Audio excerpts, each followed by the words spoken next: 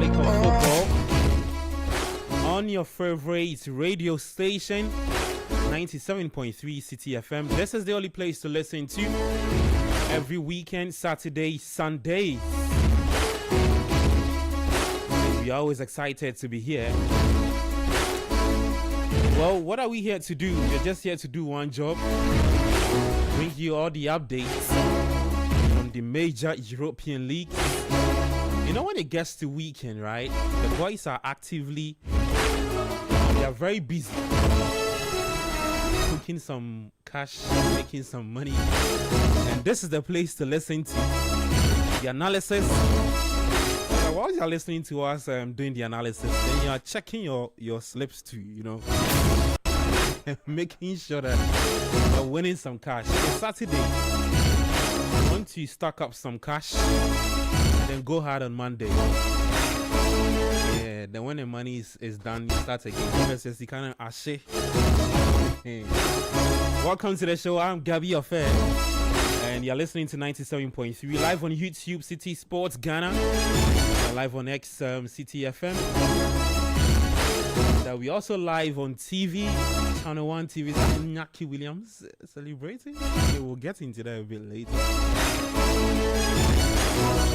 It's always an interactive show, so you can send in your thoughts on 0539986996, 0539986996. If you are watching us on YouTube, you can also leave your comments there, and I'll be glad to read. If you are watching or listening to us on X, just leave your comments there too. I'll be super excited to read them as well. Let us know your thoughts. Chelsea and Arsenal in action later tomorrow. We'll get into that game a bit later. But Manchester City are in action today. They take up Leeds. I will be asking some few questions today. One of those questions will be, or is that, can Man City keep the pressure on Arsenal? The title race. There will be a poll up pretty soon on YouTube, so you can go there, vote, leave your thoughts as well with us. The second question will be, which dressing room would you rather be in, Arsenal or Manchester City, and why? The guys will get into that. And the last one, can Liverpool, no, not the last one, the last part one, can Liverpool grab one of the Champions League spots with 10 games to go? Manuel Angelo Kwache is just smiling because he knows Arne Slot will bottle it.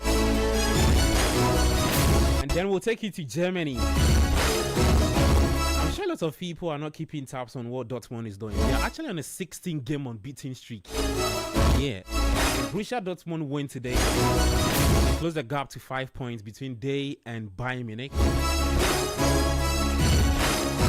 mean, yeah, Jamie Inter holds this view that the company probably might end up also bustling the league. Yeah, because Bayern have lost the game already. Let's see how that unfolds. Welcome again to the show. I'm Gabi Affair. Join us 0539969996. Just like we do every weekend, at the tail end of the show, I'll activate the phone lines. Then you can call us and share your thoughts with us as well.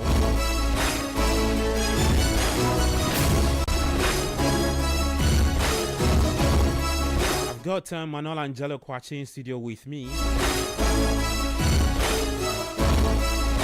Yahweh Jamie Inter is also here. Then Kobe O'Bain also here with me. Shining Brother 3. He's here today. Yesterday on Panorama, somebody texted and said, last week, Gabi Affair brought Shining Brother 3 to the studio. That's just by the way. Well, a lot of games to look forward to today. Starting off from the English Premier League. Match day 28, I believe. Let me quickly run you through the fixtures, just in case you're driving. You are listening to us on radio. You have no idea who is playing who. Well, as we speak, Bournemouth are taking on Sunderland. There's 1-0. That game, 83 minutes played. The Vitality Stadium. part of the for the 3 p.m. batch of matches, there's Burnley taking on Brentford. Liverpool will play West Ham United at Anfield. Then there's Newcastle United taking on Everton at St James's Park. The later 5:30. Leeds United will take on Manchester City for the final game for today. When you head to the championship for some Ghanaian interest there, Norwich City, they're beating Leicester City by 2-0. See, Leicester they will go relegation. Hey, Charlie, no, Fatah and Jordan.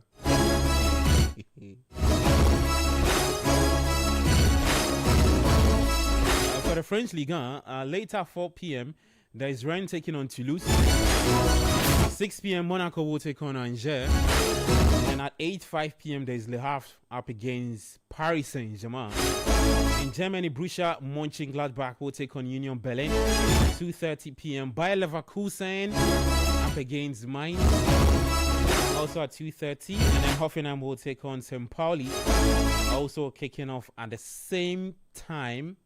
Then there's also another game. There's Werder Bremen taking on Heidenheim. Then Borussia Dortmund will take on Bayern Munich. That's what they call the Klassiker. Let's see if Dortmund can get one past Borussia Bayern Munich later today. The Signal Iduna Park. That's where that game will be taking place at. When you head to Spain, before Spain, there's let's get to Italy. Como are taking on Lecce. 10 minutes played already in that game. Is goalless between Como and Lecce. At 5 p.m. there's Verona up against Napoli, and Inter Milan will take on Genoa at 7:45 p.m. For the Spanish La Liga, there is Rayo Vallecano taking on Athletic Bilbao. 54 minutes played in that game, and guess who scored for Athletic Bilbao? Ghana's very own Inaki Williams. That just told me today before I jumped on to the show that Inaki has to score. The World Cup is coming, so he needs to get back on the scoring sheet, and then he did that. Yeah, so Inaki equalizing for Rayo Vallecano. Later at 3:15 p.m. there is Barcelona up against Villarreal. Hopefully Thomas Partey gets on to the starting 11 for Villarreal. At 5:30 p.m. Mallorca will take on Real Sociedad.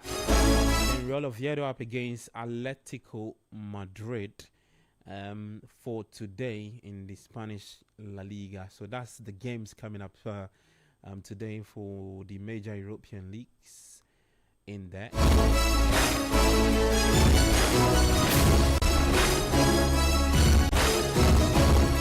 Yeah, so the first poll is up. The question we're asking is that can Manchester City keep the pressure on Arsenal in the title race? 2 answers for you. Yes, they can. No, they can't. We're asking this question because City play today. They take on Leeds United. Depending on what the results would be, somewhere it puts pressure on Arsenal, and Arsenal respond. It's about 11 or 10 games, depending on the number of games the clubs have played. Some have played 28, some have played 27 to end the season. So go there, leave your thoughts with us, and you can also vote. And then let me welcome my guys. I've got Yao Jamie in studio with me, Mano, Kwachi, and Jello, and then Kwabna Bain in here with me. Technical support from Daniel Squashy, rocking his hoodie black, seated beside me and making sure that things are smooth and nice. Daniel, you good?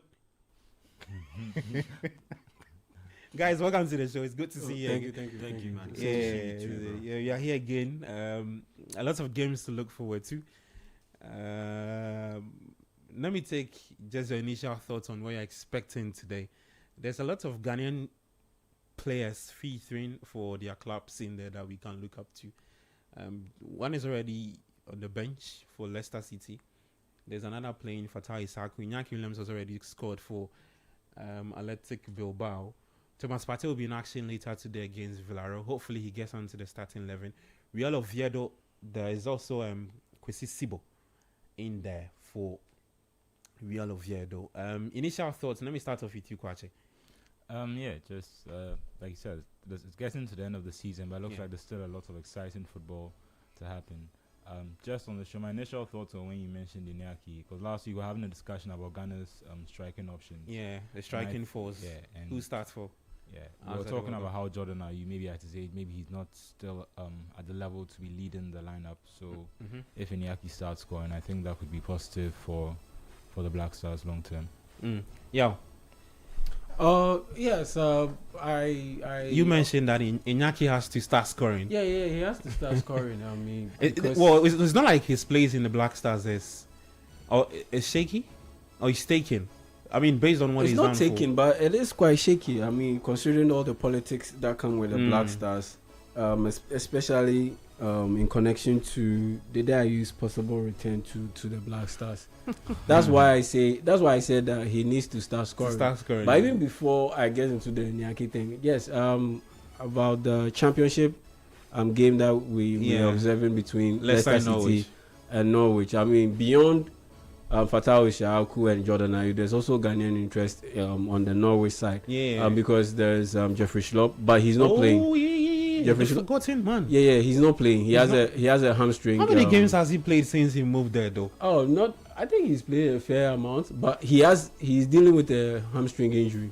And so he's not playing in this game. And there's also this chap who had a good run, but unfortunately he's dropped off Force Namankwa. There was a time he was quite that's true. He started so well He was almost more or less a consistent member of the Black Stars rotation. Okay. But he didn't manage to keep his form, and so he's dropped out of the picture. But he's also dealing with a hamstring injury, so that's one of the reasons why he didn't feature in this game. But Jordan has come off the bench in the 76th minute. He replaced Patson Daka. And so, that's a little bit on the Ghanaian interest. Now, back to the Inaki Williams issue. Look, the thing is, has he lost his place? No, I don't think he's lost his place. But like I said, it's a bit shaky now. Because if you look at, like I said, the politics that come with the Black Stars and directly, indirectly, the level of influence it has on selection. That's why I say his place in the Black Stars is a bit shaky, because Jordan Ayew is there. There's Kamal Dean Suleiman. These days, Mohamed Kudus isn't played centrally. He's played out wide on the right side as an inverted winger. So more or less, the starting positions are locked down because there's Antoine Semenyo on the left, Jordan through the middle, and Kudus on the right. So the backups, you normally have Jose Pencil on the right, or Fatawu Shahaku on the right, with Kamal Dean Suleiman on the left. Then you have maybe Brandon Thomas Asante to the middle and Inaki Williams to the middle. And then you also have to factor in a guy like Christopher Babunsu, because of his connections to some big wigs in the Black Stars. Let's be real about it. It's part of the politics. And then you have to factor in the Ayew issue. So if you are Inaki Williams, you've not had the best of runs with the Black Stars. You've already played at the World Cup, and there's a chance for Christopher Babunsu to play his first World Cup. There's a chance for the Ayew to play in his fourth World Cup. And you know the funny thing? I mean, you wait and you think about the politics that come with it. Oh, you get a chance to make the Ayew a record, give the Ayew the record. Those kind of things. It will play a factor, because Asamoah has played in 3 World Cups, 2006, 2010, 14. The Ayew played in 10 and 14. And the 2022 World Cup. So he gets a chance to be the first Ghanaian to play 4 World Cups. And like I said, the politics were heavy. So in that sense, Inaki Williams, if he's not pulling his weight, it could turn out to be problematic for him. And like I've said so many times, at this point, from the outside looking in, Otuado doesn't have any sway when it comes to being firm on controversial personnel selections. Okay. Back in the day, he was firm, where he said no, he doesn't see Dedayu being part of the squad. Remember that? Yeah, that episode? press conference. Yeah, and Dedayu wasn't part of the squad. But now, with Dedayu playing 90 minutes back to back in 3 straight games, and the chance to get a record, and he Otuado, he having his moral rights or moral grounding and more or less authority weakened because of his inability to qualify Ghana to the AFCON, and some strings being pulled in order to get him to stay. I mean, those strings that were pulled, you owe those people a favor. Yeah. So when those people are in power positions. So when those people say, okay, between Inaki, Dede Ayew and let's say Christopher Barbosu, one has to go, 2 have to stay, and Inaki Williams isn't pulling his weight, it's very possible Inaki Williams will be the odd man out, and those other guys will end up going. So for me, yeah, he started giving us something solid. So in summary, he has to let his performance on the he pitch for club side he speak scored for now. him. Yeah. They have the reverse fixture to play in the Copa del Rey, the semi-final against Real Sociedad. Yep. They are trailing by a goal on aggregate. If he can lead that turnaround, maybe get a goal or a couple of goals and get them to the Copa del Rey final, yeah, that would be something solid to build on to close out the season. But other than that, yeah, he could end up not making it to the 2026 FIFA World Cup with the Black Stars. Komna, your initial thoughts on the Ghanaian players featuring today? Well, I mean, first and foremost, I would like to piggyback off of what Yao was saying and ask a question. So, with Inaki Williams, we see his performances with his club. We see the level of commitment and professionalism that he exhibits. But the question I want to ask is, when he steps onto the pitch in a Black Star shirt, he's a different beast. I wouldn't say he's a different beast. My issue with Inaki Williams at the Black Stars is not even with him. It's with the people around him. Because at times, when I pay particular attention to Inaki Williams on the pitch, you can see he's making runs. He's making an effort. He's trying but to the services bring the ball. are not coming. Exactly. The Oh, ball okay. doesn't seem to go to... I don't know if I'm the only one who's made this No, I've observation. observed that too. Yes, the ball tends to not go to him, whether it's from Jordan Ayew, whether it's from Kudus, whoever it is around him. They don't seem very interested in giving him the ball. I don't know whether it's an issue of trust. I don't know whether it's an issue of communication. But whatever that might be, that has been a huge stumbling block for him in his career with the Black Stars. Because I believe that he's someone who, when he finds his feet somewhere, he can be very dangerous. He can be very proactive. He's a hard-working player. He's someone who is willing to run, even though he's not the most prolific goal scorer. I think compared to the people he has around him, and when I say the people he has around him, I mean the competitors for that number 9 spot. I think he could be the best. He could rise to the top. So I don't really have any doubt about him getting on the plane. But then starting, and then the question mark would be over him starting, and if he does get the opportunity to start or come from the bench, will he get the same service that his counterparts are receiving? Okay, that's the main issue. Apart from that, looking at the other Ghanaians in question, as for Leicester, I mean, the downfall has been dramatic. It's really because a couple of seasons ago, or I think it was even last season, I thought they could have even come back to the Premier League. But then there have been a couple of transfers out. They would end up in League One. Yes, and it's amazing to me. I'm flabbergasted at the fact that they could fall this far. Because who have they lost? Who have they really... Because they're now in the relegation zone now. Yes. They're losing now. Yeah. 34, Oxford United do have 29 points. Sheffield Wednesday are gone. Because they... And then they had some points deducted, yeah. So they actually have -7. So... Yeah, and they got relegated. They're not even part of the league, so it's more like 23 teams competing. And their relegation was confirmed when they lost to their rival Sheffield United. So they are just the rest is just dashing points just to cruising. Yeah, but Leicester story. I mean, but is Leicester very- too were deducted points. That's Yeah, they kind were of their docked whole some points, problems. yeah. And it's the second time actually Leicester have been docked points. yeah, Because I think last season or 2 seasons Yeah. ago, Yeah. they were found for the same infractions and they had some points docked. Yeah. And then this season again. but I mean, for them in particular, if you look at, I think was it Sheffield United? I don't think it was Sheffield United, but one of the teams in the Premier League, they also had their points deducted. I think it was Nottingham Forest when they were in the league. Yeah. Nottingham Forest had their points deducted. I think either Villa or another team had it, and they were able to stay in the league. Yeah. So I believe it was some of the Everton. team made a deduction that if the problem with overspending is that we're just going to be deducted some points, if we're able to bring in quality players who can almost make up for that difference, then we don't necessarily need to always comply. I think Leicester's own is their problems. I think that when they went down the first time, they sold most of their quality players. Like they lost Dewsbury Hall. They sold most of the the players that helped them stay in the Premier League. So now they were a championship team that were now trying to come back to the Premier League. Yeah. And that one comes down to how good your management is. And they've also had to switch managers a lot. So, you said you're with Gary Rowett now. They Yeah, tried, he was appointed, I think, last week. Yeah. Yeah, they It tried was with after the points Cifuentes deduction. earlier. He also had a good record in the championship with West Brom. But I think Things went south with him. and He wasn't winning games. And then the point deduction too came. and fairly or unfairly, there's a lot of pressure on the how do you call it, the chairman now. Say he's the son of Kuhn, Yeah. the guy his father accidentally died in the airplane plane crash. Yeah. So since then, he's now had to step up and try to manage the club. And I don't know if maybe the relegation, the surprise relegation, made it too hard for them.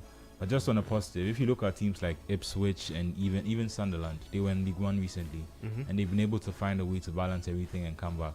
The difference is if you go into the league and you assume you're the best team, so you should win it and come back to the championship. That's where most teams struggle.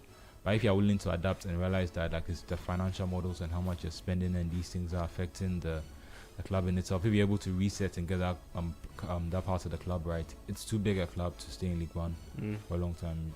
It shouldn't be too long before they get back to the Premier League if they're able to do things right. Okay, well, let's see what happens to Leicester in the next couple of games. Let's get back to the PL, the top flight league. The English Premier League. As we speak, Bournemouth are taking on Sunderland. 99 minutes played, so they are doing the added time. It looks like this game will end 1-0. Just quick thoughts. We were watching a game and in the office, I found the game very boring.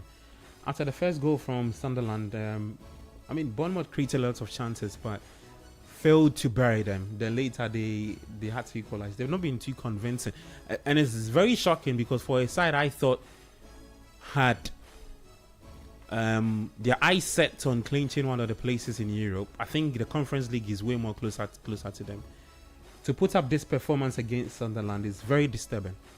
Well, with games like this being a mid-table game, Sunderland starting the game in 12th and then Bournemouth starting the game in 8th, these games tend to be quite scrappy. They tend to be quite cagey and quite unpredictable. At the beginning of the game, earlier on, Sunderland were able to get a goal, but then in the middle of the second half, Bournemouth were able to pick them back. But then watching the game, as you said, it was. It's been an uninspired performance from both teams. Just, pedestrian passing. The ball has actually spent more time in the air than on the ground, which it's not really. I don't want to say it's not Premier League quality, but then this is not the best advert for the Premier League. But then for Bournemouth, I think at this point in the season, with about 10 or 11 games to go, they can still put themselves in a good position. They can still qualify for Europe. Yeah, because the point now, looking at the table, if they end today's game with a draw, they have 39 points. If they are looking to take that spot for European Conference League next season, it means that they would have to finish somewhere around 7th. Okay. I believe. Depending on how far the English teams will go. Yeah. In the 3 European competitions, so the Champions League, the Europa League, and then the Conference League. Yeah. Then, it means that slot can be activated, and Bournemouth can pick that 7th slot. So they are not too far away from getting into Europe next season. Yes. And out of those last 10 games, if they can get themselves at least 5 wins and then maybe a 2 or 3 draws, I think they would put themselves in a proper position. But then looking at Sunderland were also in a similar position in the first half of the season. There was a drop. Yes. But then it was expected. A team coming from the Championship, coming in at a point in time they were as high as 3rd, but now they are 12th. I think for now, especially for their first season back, it's more than acceptable. It's excellent. It's pretty calm. If you're part of the top hierarchy, you look at that performance and say you're excited. Yes, definitely. Okay. definitely. Okay. Just brief thoughts on Sunderland. Kwabena says if he's part of the top hierarchy, he would be okay with the way Sunderland have performed so far. Are you on the same? Oh yes. I'm on the same wavelength. After multiple years out in the Championship, they even slipped down to League One. That's what 13 years. Yeah, it's been a while. So if it's your 2017, that's so, only 13, 14 years. So no, 2017. 17. That's 9 years. 9 9 years, years, okay. almost 10 years. Okay. So if you've been out for that long, you've slipped beyond the Championship to League One, and you made your way all the way back. You sold one of your best players just before the Premier League started, or just after you clinched your Premier League qualification in Joe Bellingham to Borussia Dortmund, and you invest, and the players that you brought in have looked good so far.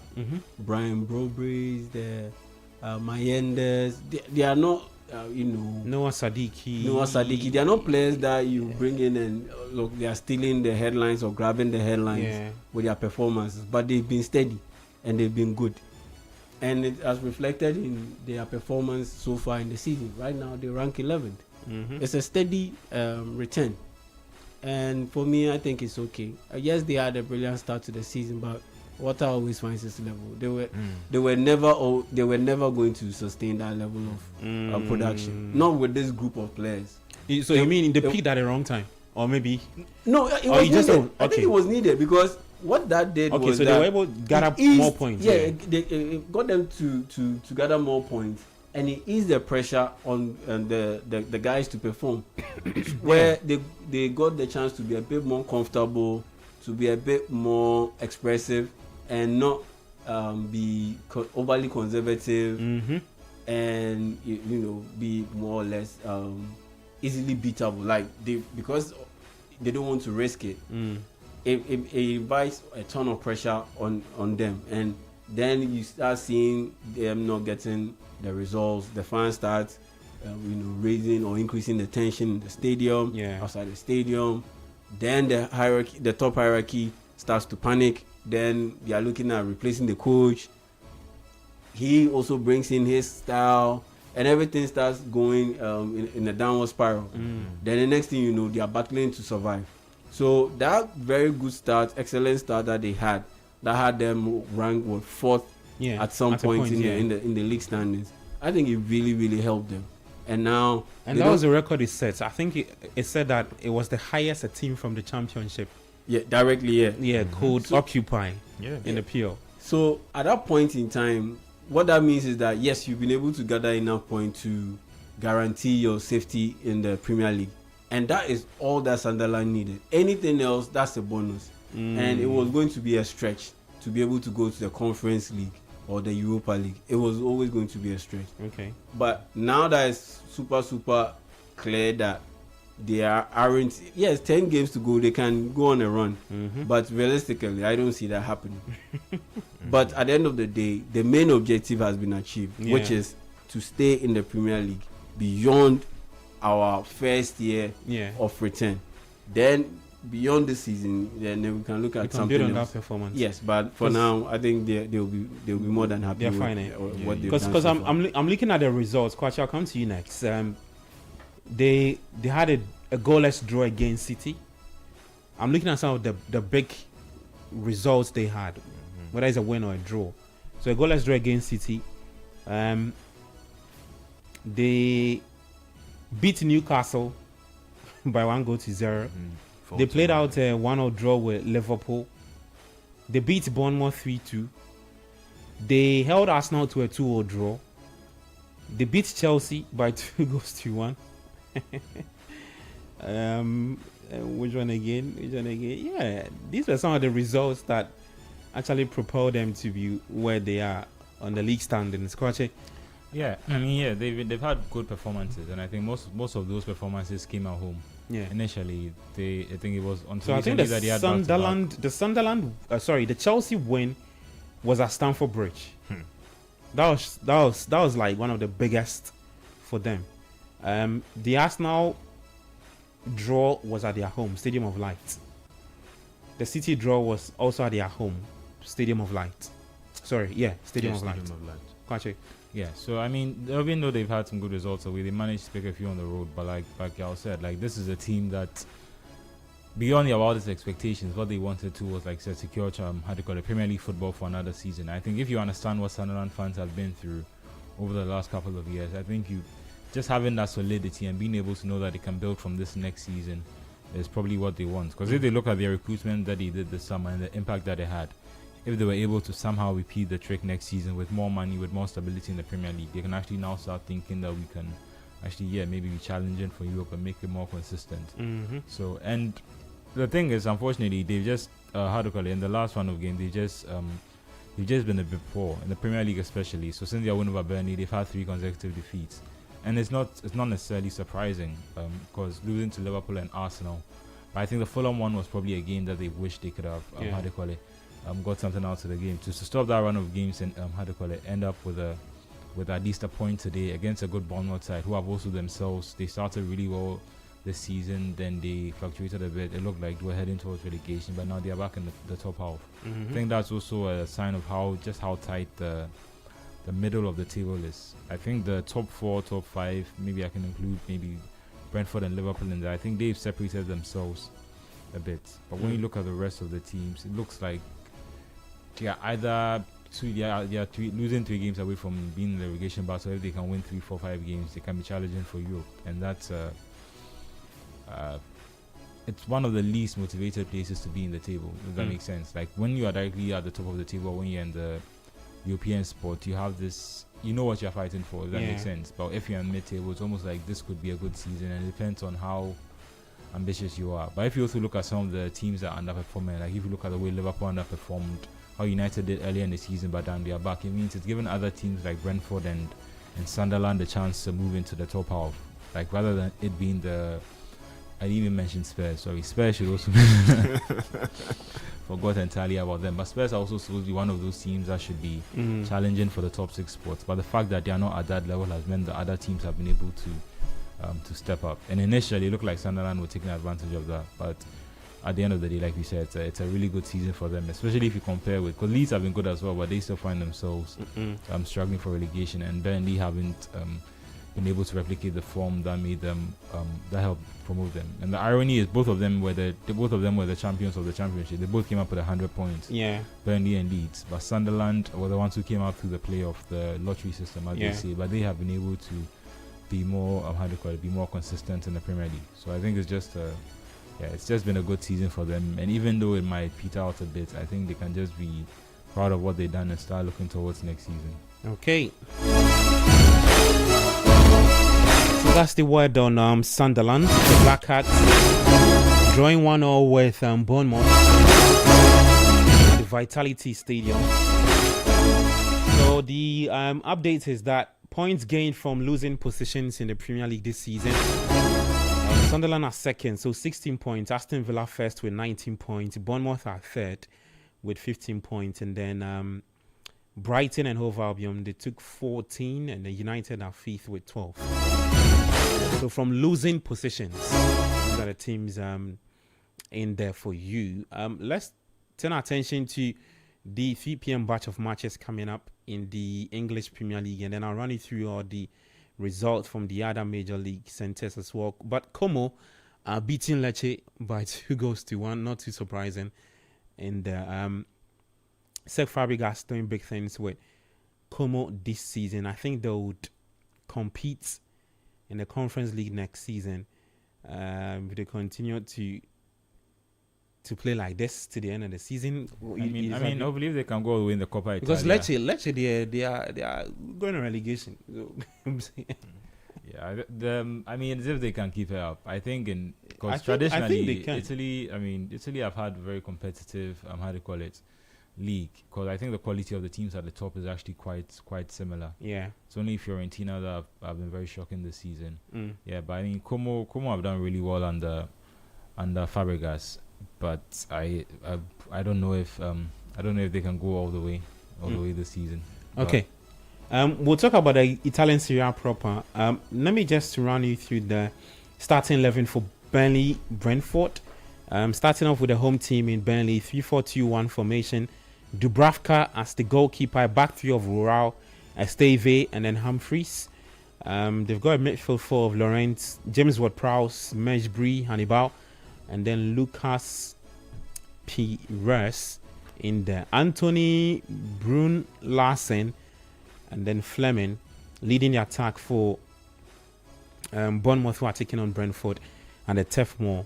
Fleming scored for Burnley last weekend against Chelsea, so hopefully he'll be hoping that he can score another for Burnley. For Brentford, it's a 4-2-3-1 formation. They've got Valdimarsen in post, a back four of Coyote, Aja, Van de Beek, and then Henry as the back four. Jensen and Yarmolenko as a midfield two. Kevin Schade, Damsgaard. There's Ouattara also starting for Brentford, and then Thiago Eagle leading the attack for Brentford. The other matches for Liverpool, who are taking on West Ham at Anfield. Let me get you the starting 11 for that game as well. Then we'll begin to talk about those games that will be kicking off at 3 p.m. Liverpool line up in a 4-2-3-1 formation. Alisson Becker is the goalkeeper, back four of Milos Kerkez. There's Virgil van Dijk, Ibrahim Konate, and then Joe Gomez playing as a right back today. Alexis McAllister is in there with Ryan Gravenberch, and then Mohamed Salah, Dominic Szoboszlai operating as a 10 today. Cody Gakpo, and then Hugo Ekitike leading the attack for Liverpool. For West Ham United, it's a 4-3-2-1. Hermansen as the goalkeeper. Aaron Wan-Bissaka is playing as the right back.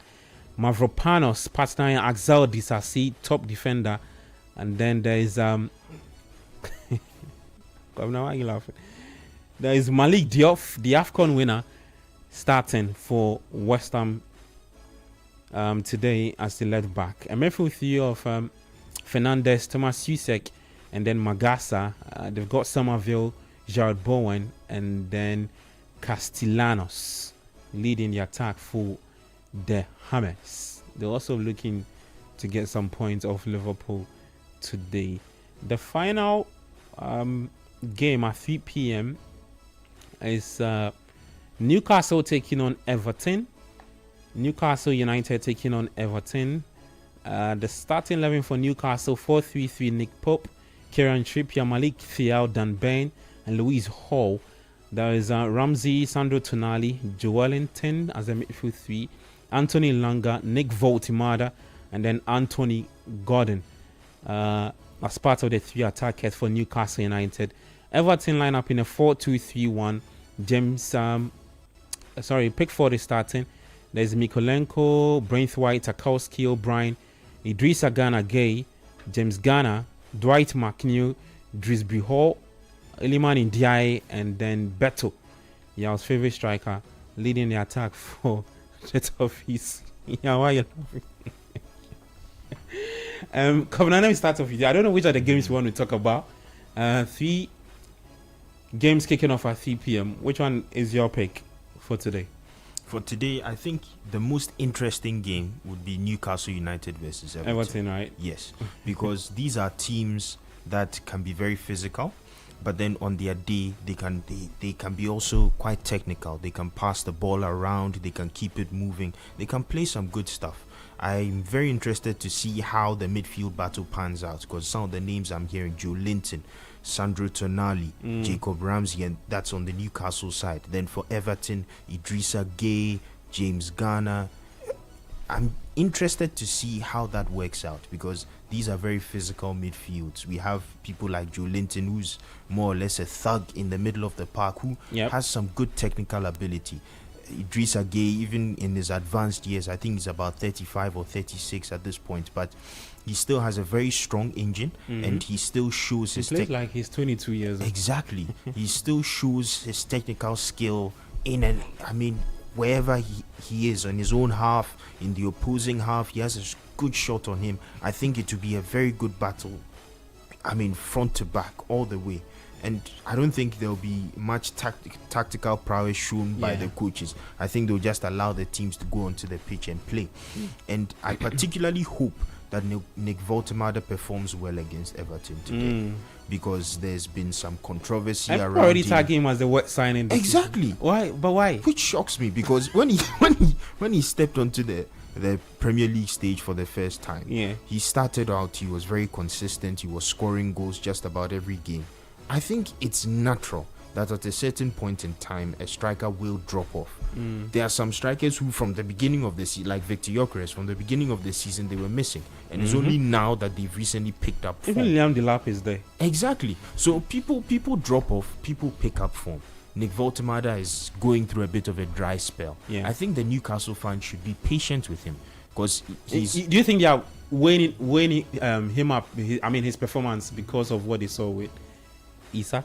With Isak, but how long did it take for Isak to pick up? Well, your fans can be fickle. I mean, to be fair, I think the main problem with Voltemade is the rivalry. I don't know how the extent of it, but the rivalry between Newcastle and Sunderland is quite large, and he will always be that guy who scored the own goal. Who scored the own goal? And I don't know, since that time, his confidence has been drained, and it looks like, I don't know. Because if he moves out, the only way he can ever forget about it is if he's not there. Other than that, he's always the guy who scored the own goal for Sunderland on his debut in the derby. Tuned up, These things sometimes can affect players. But I think these things happen. Voltemade will pick himself up, especially this being a World Cup year, and him, being the most prospective striker for Germany. It's him or Fulkrug, to be honest. Exactly. It's him. I think his spots is guaranteed. But the thing is that he needs to start scoring, because especially going into these last few months before the World Cup starts, before the end of the season, he needs to pick up genuine form. Even if he's going to start, whether or not he's playing well, he needs to start picking up form for himself and for the national team, because this is a Germany team that needs to redeem itself, having been grouped in the last two World Cups, 2018, 2022, going out in the group stage. So they are going to be expecting something like a quarter-final or a semi-final run in North America this year, and he's going to be pivotal to that. So he needs to start picking up form at club level right now. He has the quality, he has the technical ability for a man of his height, being able to carry the ball, being able to dribble over long distances, link up play deep in either in his own half or in the middle third. So he's a very good striker. He's a young man. The Newcastle fans should give him time. And he needs to work on his mental. Whatever happened with the own goal, there's a way around it. There's a way to, and he needs to start scoring goals. That is what will endear him to the fans again. Well, so Newcastle United making 6 changes to that lineup against Everton, and then Everton making 4 changes to that lineup against Newcastle United. Which one of the games do you want to talk about? The 3 p.m. battle of matches? Oh wow! Yes, inevitably Liverpool West Ham. Inevitably Liverpool West Ham. Particularly looking at the question that you asked, whether they can make it to the Champions League. So I'll be looking out for that. Have a major interest in that. But I think to answer your question, they can make it. I do see them making it. It's Aston Villa that I'm worried about. Because at this point, I don't see the top 2 falling out of the spots that they occupy now. Arsenal, Man City, and then looking at the momentum that Man United have picked up and the way Aston Villa is wobbly, I wouldn't be surprised if Man United end the season in 3rd place, then with Liverpool coming in 4th place, and Chelsea in 5th place, so 5. and that's pretty much it. Well, it will depend on how far the English teams can go. Yeah, so maybe you can possibly get 6. Yeah. So that's where there's a bit of a toss-up between. There will be a bit of a toss-up between Aston Villa and potentially Chelsea and Liverpool.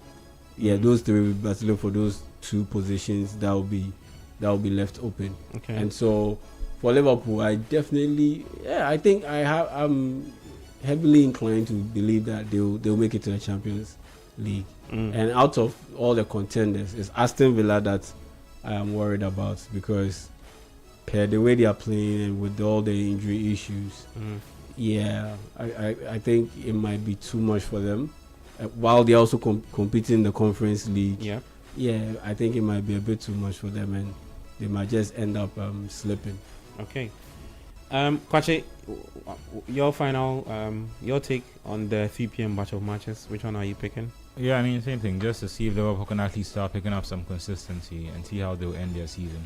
Okay. Because everything has been laid out for them in terms of what they need to do to make the season not as disastrous as it seemed like it was going to be at the start of the season. It's a shame that Wirtz is injured and he won't be able to take on this game. It looked like he was picking up on some really good form, and that was being helpful for Liverpool. But if I look at the team now, I think this is probably his best balanced team. I think when Wirtz played, he has to somehow drift between playing as a winger / a midfielder sometimes. But I think having Soboslai, Gravenberch, and McAllister, along with Gakpo and Salah and Ekitike, and that's also be another. I say silver lining, because if you look at Ekitike's form, I think he'd have also struggled if he still had to be doing this. Play 60 minutes, then Isak comes on, then Isak starts the next game, then you come on at 70. I think that would have also affected him. So him having a run of games in the team has actually been very, very beneficial for him. Hopefully, again, the problems will come when they happen. Once Wirtz and everyone is fit, and as he now starts, I think that's what started the dilemma of whether to drop Salah or not. Yeah. How to get Wirtz into the team and play him in a position where he doesn't necessarily have all the responsibilities of being in the midfield and having to constantly maintain his position, but at the same time too he can drift wide and influence the game. So looking at this team now, if he's able to get a result against I don't want to say a resurgent West Ham team, but that at least they've at least not accepted with their fate yet. That's the best way I can describe it. Every once in a while they put up a performance that makes it seem like we are actually determined not to get relegated. But the problem is they're running out of games. Okay. And if they need to start winning to get themselves out of the relegation zone, this is probably a game that they'll look at. Obviously it's Liverpool, but then if you look at the Liverpool team that has been around this season, you probably look at the game and say, we probably fancy ourselves, if we play really well, we can probably get a result from this game. Yeah, but for Liverpool, what they need to do is in front of them. So let's see. All right. Kickoff is in the next 7 minutes. It's Liverpool taking on West Ham United. Then Burnley will take on Brentford. And the final game for the 3 p.m. batch of matches is at the St. James's Park, Newcastle United up against Everton. Also in the Italian Serie A, it's Como 3, Lecce 1. And then for the Spanish La Liga, Athletic Club are taking on Rayo Vallecano 1-0 in that game. Let me take some comments on YouTube. You can also send your thoughts to the WhatsApp line 0539986996, 0539986996. Let's hear from you what you think about today's games. Let me start off from YouTube. Collins ADG says Leeds United should do me a favor today. Okay. Patrick 1244 G7N says City 4. Leeds United 1. Okay, Colin says Leeds to City 1. So there's they are having their own banter on YouTube. Says, are you dreaming? City 4, Leeds 1. Yeah, that's what the people can do on YouTube. They're just having their own banter there. Ibrahim Ibrahim Smile 107 says, yeah, City is winning the league. Okay. Instead of Bayinda being sold, it should have been Onana. He doesn't have the height for goalkeeping. And there's nothing to fight for United, okay? Sweet Kwame says, Wolves are not the worst EPL team. Okay. Come on, City. I think that's worth a mention. Like, Wolves have put out some very surprising results. Beating Aston Villa by 2-0. I don't think I saw that coming at all. Exactly. At all. And at first I thought they might get relegated with the worst points total in the Premier League. There was a point where it looked like that, but they've been able to get themselves back up. I think it's far too late though. Yeah, still get relegated, but I mean, unless they can pull I think Sunderland won 7 out of their last 8 games when they were under Sam Allardyce. Yeah, something crazy like 15, 16. Yeah, so if a run like that, who knows? But other than that, they look like it's just a bit too late for them. Okay. Let me get back to the comment. Says, do you think Como would be good next season after playing in Europe? Sweet Kwame 357 is asking us a question. Okay. He says, Shining Brother 3 needs to be on Panorama. Okay. Yeah, I mean, Sweet Kwame, you don't worry. There's Martin Donu Kwabla says, City, let's finish the job first half. Okay. Sweet Kwame 357 says, Shiny Family Edition. Saturdays for the Shining Brothers. Okay. He says, Wolves are ruining everybody's season. That's really true. That's really true. I mean, the last few match weeks, they look way more different than when the season started. I think it feels like all of a sudden they are very difficult to play against. Amorim's last result, that wasn't a Wolves game. Which I know one? the Wolves, when Amorim was about United to get sacked. I know they drew a game before he got sacked, but I know the Wolves result was part of it. So they could have some really. He beat Wolves though. No, they drew. They beat Wolves 4-1 in the first leg, and the second one they drew 1-1 with Wolves. Okay. I don't remember if it was that or the Leeds game that got him. That made him lose his job. But they struggled against Wolves. Arsenal themselves have struggled against Wolves twice this season. They needed a late goal the first time, and the second time they were unable to take all 3 points. So. And that's the thing about teams that are more or less condemned to relegation. Yeah, they tend to all of a sudden they become very difficult to play against because now they are playing for pride because they realize that their fate has been sealed. Yeah, so they try and take some of the shame out of it by putting up some gallant performances. Yeah. And how frustrating can it be that when you actually need to play well, you can't. But then when you decide not to actually put in any effort or just take it as it comes, that's when you're actually able to surprise teams. I think that's a slightly wrong way around. Yeah, but it's really out of their control. I don't know. They tend to overthink it at the earlier portion of the season. Try and be too elaborate with their tactics and with their play. But once you realize that it hasn't worked, let's just go down to brass tacks. We play the game the way we know best. And once the teams play well in their minds, it reflects on the pitch. So now that Wolves have that freedom from a relegation battle because they know that it's okay, next season we are playing in the championship. Now we have to start performing. We can play our way. So the coach will more or less take the reins off, take off the training wheels and say, boys, just go play, have fun, give the fans something to cheer about. Yeah. And then next season we'll build again and see if we can get back into the Prem. Okay. So that's the word on Wolves United. I said Wolves United. Wolverhampton Wanderers, no Wolves United, right? Yeah, so the 3 p.m. matches. I'm kicking off pretty soon. We'll go for our very first break. When we come back, then we'll begin to give you the watch along session.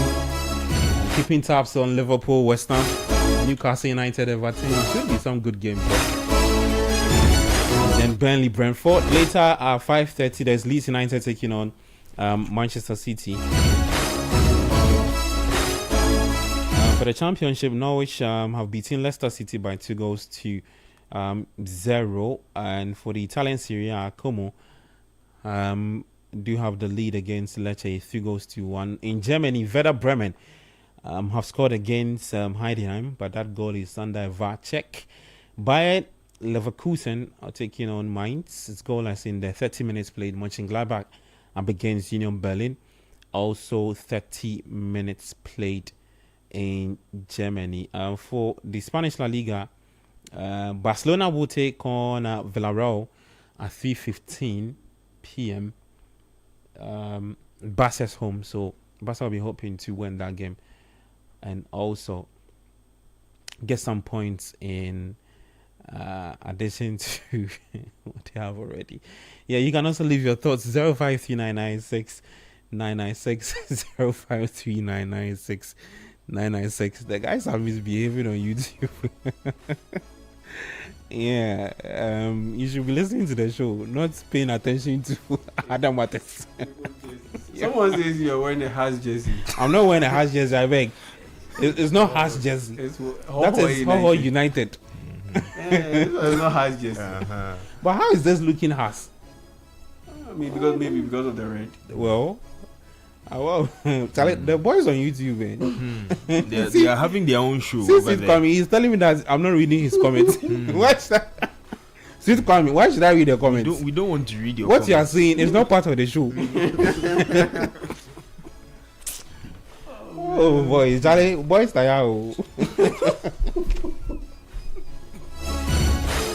Well, yeah. So that's the word on the PL. The games have kicked off though.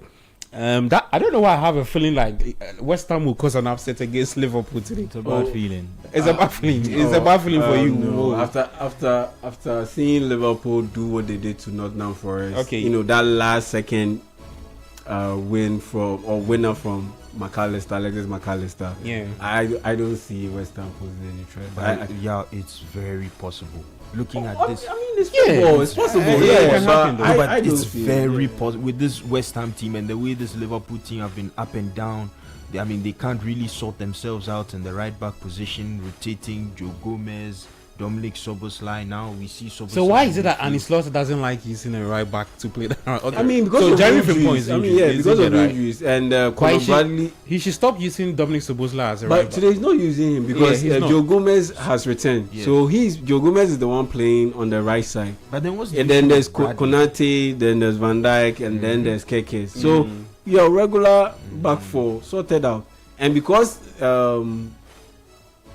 Joe Gomez has returned, so today Szoboszlai is not playing in the right full back position. Yeah, He's playing as a 10, yeah.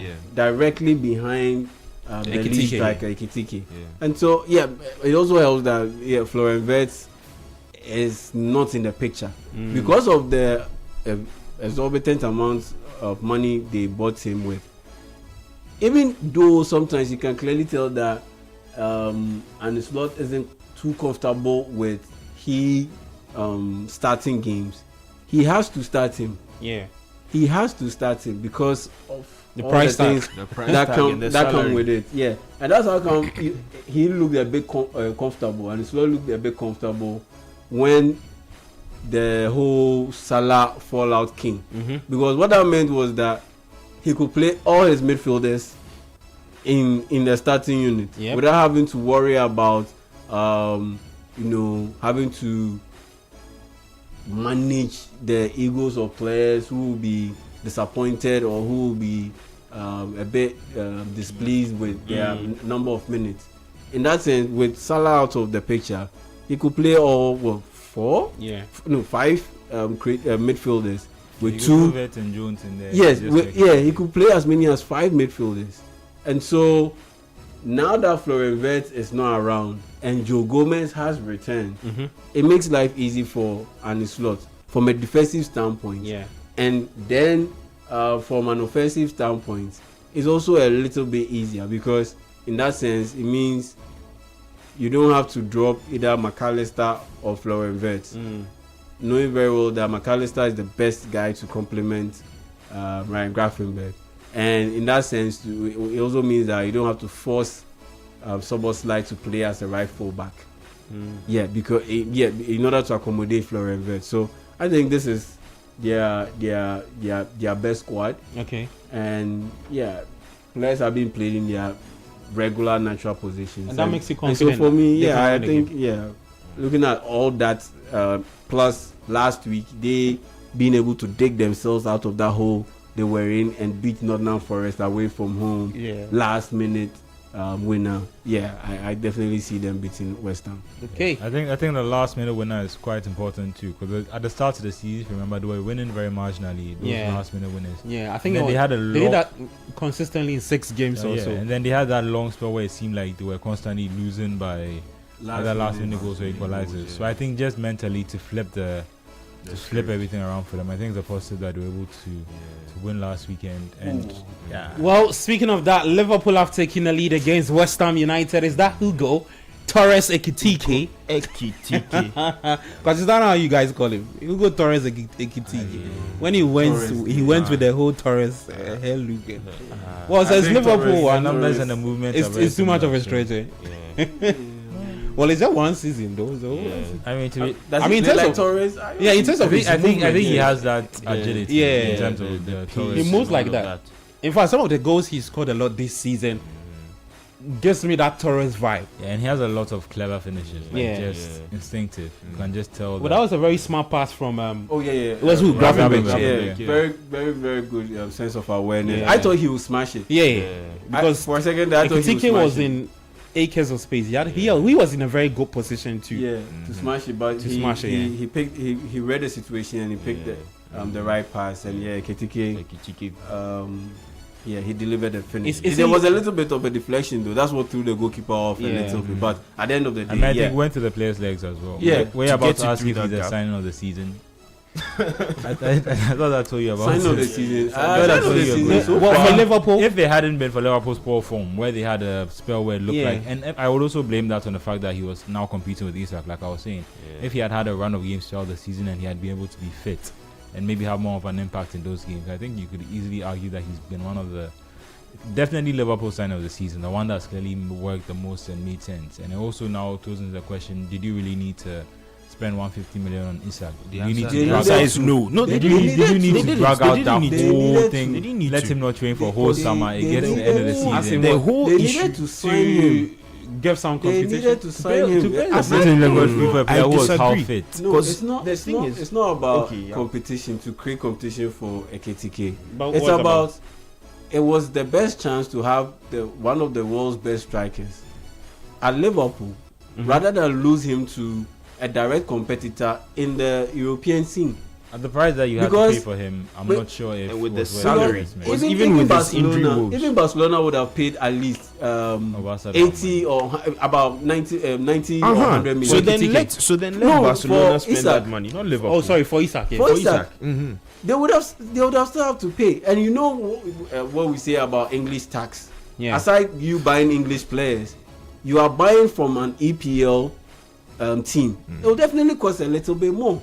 And at the end of the day, like I said, and like I've said so many times, it's all about the transition. Liverpool were looking at the future, and looked at what worked for them in the past, which was especially from an attacking standpoint, which was the Salah, Firmino, Mane trio. And if you look at these guys that they signed, they have it. Okay. They already have it. Though it's different variation in let me ask you they already have it. Let me ask you this quick question and we go for our first break. If Isak is fully fit, Ekitike is fully fit, who again is playing Cody Gakpo? Yes. And then who again? Salah. Let me include for the fact that Vert's not playing in midfield. Let's look beyond Salah. Because even at the end of the season, he might go, he might not go. If you're honest, do you think you can have all these 3 players play? Oh yeah, because they are fluid. So who would be your focal? Who would be the focal point? It would have to be Isak. Isak. Then you put Ekitike on the but left. Even I would even put Ekitike through the middle and Isak on the left side. Okay. Then you can play Gakpo on the right. So you can switch. It's very fluid. It's very fluid. And because I think in terms of finish. And the best thing to even notice that you can drop Cody Gakpo to the bench, knowing very well that won't happen. Knowing very well this man loves Slot is obsessed with. Because if you drop Salah, let's say Salah leaves the scene. Let's say Salah leaves the scene, and you still have to deal with the whole Florian Wirtz situation. Between Cody Gakpo and Florian Wirtz, you would have to play Florian Wirtz. Hmm. You would have to play Florian Wirtz. In that sense, yes, but not Slot, maybe he's committed to, or he's comfortable playing Cody Gakpo. Okay. But the powers that be will look at him and ask questions that why are you starting this guy ahead of our huge investment? Yeah, that's why I think you do one of those things where you probably move Soboslai back to right back and then try and put Wirtz in the midfield or try a different combination. But then Soboslai at the right back is a waste of his talent. Exactly. And this off-season, it is clear that they will be heavily investing in the defensive line. Yeah. Because because at the end of the day, it's Van Dijk has also shown that he's slowing down, so they have to start making preparations. I think that whole back for his. We need some reworking. Yeah. Yes, for his replacement. Maybe Kekes instill some faith in him again next season. Kekes will definitely stay. And you know that Leonio is coming back. But they will need to sign 2 more centre-backs. They will need to sign 2 more centre-backs. Jacket should be in by the summer. And they need to sort out that right back spot. The guy who's exactly. That's why I'm saying that even there's no way he will attempt to play Soboslai as a right full back unless there's another injury crisis. Okay. So in that sense, you are looking at Soboslai, McAllister, and Grafenberg in the middle because even Curtis Jones, I think he will leave. Okay. If I can make a quick point on that. So in that sense, why are you going to play Florian Wirtz? You have to play him in that hole behind 2 strikers. That is Isak and Ekitike. Then Cody Gakpo can be your guy that comes off the bench consistently and can act as an emergency striker in case of an injury to either Ekitike or Isak. Yeah. I mean, I think if you City's example of Donnarumma and Trafford, there's clearly you see a world-class player on the market and you already have one acquired and you want to take the opportunity. With Liverpool, they look more orchestrated. I think that just surprises me. They both, as much as they can play in other parts of the field, they both look like they play their best football when they are, playing central. And they can drift outward not necessarily that they've been placed outside. Mm-hmm. So in terms of team structure, I still don't understand how the 2 of them were meant to cohesively, especially because both of them would want to play. As much as one of them can play out left, one of them would definitely want to be the main man and want to be known as the number 9. Yeah. And that's not something you can share. I mean, once you acquire an Ekitike, there's no need to buy an Isak. Okay. I mean, for me, just a quick one before we go on the break. For me, the reason why I'm super confident in it working, this whole Ekitike, Isak playing together and it working is because they are agile, they are athletic, they are technically good, and technically sound, and they are intelligent. And that gives you a lot of options. And they are intelligent. That's the key thing. They can make it work. But they look like the same player. They can make it work. If you're doing something that's going on well, why don't you double down on it? Okay. Well, let's see what happens to the 2 players next season. Maybe Slot can pick Yao's thoughts on how the 2 players can coexist in his team and create some damage for Liverpool next season. You're still watching or listening to the Republic of Football on 97.3 live on TV, Channel 1 TV, and then on YouTube, City Sports Ghana, on X, City FM. When I come back, I'll get the result for the first poll we put out on YouTube.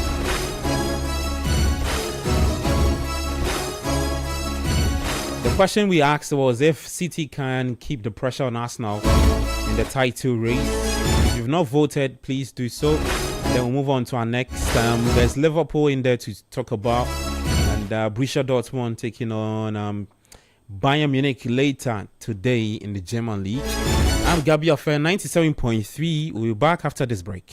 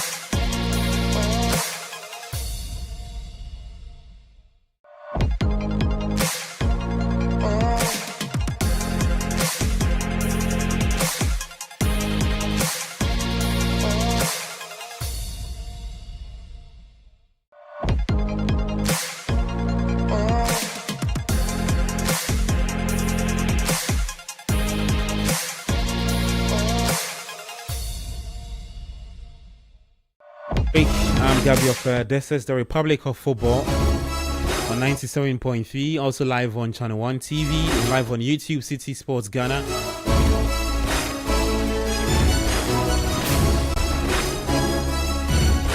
Zero 539986996 0539986996. That's the WhatsApp line. That's where you can send in your thoughts. If you're watching us on YouTube, you can also leave your thoughts there. I'll be glad to read them out for you later. 4:30. We'll activate the phone lines, and then you can call us and share your thoughts with me as well.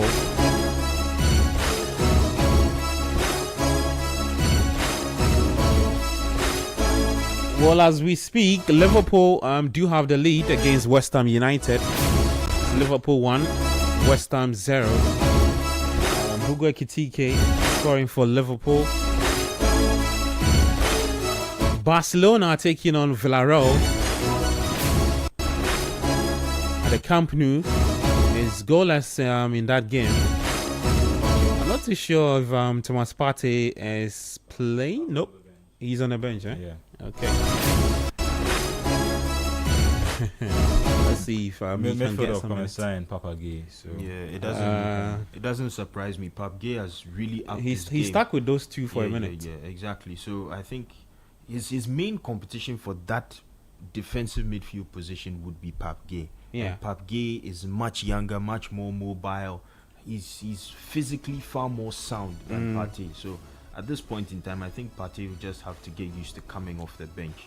I mean, after what he said at the press conference too, there. Yeah, I mean, I'm surprised that they were able to, as in, I wonder what was said to him in the meetings, because when he was leaving Arsenal, although there was a, how do you call it, that's when it was the beginning of him having to face legal troubles. He still had a lot of interest, and I'm sure he could have got different clubs. So there must have been something that was said to him from either Marcelino or the ownership of the club. I mean, Champions League. There was Champions League. Remember, Villarreal played in the Champions League. Yeah, They played, that was the first group goal. stage. Yeah. Yeah. So I mean, he wanted to. I mean, maybe he's. Think about it. Even the guy who says he's not ready to retire. So why would a guy like Thomas Partey, want to go play in, let's say, Saudi Arabia, where more or less, you are competing against inferior competition. So maybe I see it as it was a personal thing, not in a negative way, as in an ego thing, where he wanted to show that, I still can have compete. a lot more to give. Yeah, I still have a lot more to show and a lot more to give. So why would I want to use that time to go to, let's say, Saudi Arabia? Yeah. I can still play in an European top 5 league and a club that's competing in the Champions League and still, play out the remainder of my top years. Then maybe after that, then I can go to Saudi and go go get a bag, like a bag full of cash. But unfortunately, it hasn't worked out. It just hasn't worked out. So maybe at the end of this season, they could, let him go. terminate the contract, because I understand it was a 2-year deal. Yeah. So they could negotiate and just annul the contract after the season. Then he can go and get to play in Saudi Arabia or maybe the Gulf or China, get a lot of money without necessarily having to task or put too much ask of it on his body. Especially when it's very likely he will play in the World Cup. So if you're a party, you played at 2 World Cups, you won the Europa League with Atletico Madrid, you won a couple of titles, Super Cup, Copa España, Supercopa España, a couple of titles here and there. And he was also credited with the Atletico Madrid La Liga win. Yeah, because he played a number of games that fits the requirement. Or that met the requirement. There for Super Cup too. That's what the Super Cup España. Well, I think a European Super Cup. The UEFA Super Cup. So if you won all these titles and you made some solid money, and you played in all these big teams in Europe, I mean, that's a brilliant career. And you played at the World Cup twice. You played at the AFCON on a couple of occasions. Just go get that retirement money. So okay. I know that. That's what I'm saying. So I just feel that there must have been some assurances from Marcelino himself that he would have had game time for him to have chosen to come to Villarreal when he had different options. So Yeah, like I said, maybe in the summer they both assess coming their into this position. season, after he signed to join Villarreal, did anyone see Pape Gay starting ahead of Partey? No. I mean, the closest thing was to start Partey with Pape Gay. Yeah. Two Yeah, for you get it. Liverpool. Yeah, 2 for Liverpool, Van Dijk. So Liverpool have doubled their lead. Virgil van Dijk scoring for the Reds. It's Liverpool 2, West Ham United 0. I'm sure he came from a corner. Yeah. Header, Okay. yeah, corner. I think We should please Arne Slot because he was talking about how other teams always score from set pieces and Yeah. Liverpool never score. So Yeah, I think so they must Liverpool have heard 2, me. West Ham United You must 0. have heard me when I was saying that it was very possible for West Ham to win. So they've made up their minds that they'll just put that to bed early. Yeah. I I don't mean, think there you'd was have no caught way. it. It's football. A lot of strange things can Yeah. happen, but realistically, it wasn't. It I'm wasn't. worried they happening. might overturn this because of Gomez. What did he? I mean, he's blocking the goalpost line of sight. I don't think he would have saved it anyway. But No, he's not. No, blocking he's the not. goal He's line. not. no, he's Because not. The he goal went in stands. the opposite direction, Yeah. so Yeah. he's not blocking the goal. The goal stands. It's a legit goal. Liverpool 2, West Ham 0. Elsewhere at the Turf Moor, Brentford are beating Burnley. And then at the St. James's Park, it's Everton 1, Newcastle United 0. Kwachi, you mentioned that would be a goal. I said it would end in a goalless draw, but Everton do have different ideas. Let me check out who scored for Everton. And then, that's Braithwaite with the goal for the Toffees at the St. James's Park. Yeah, definitely a set piece. If the centre back is. he was.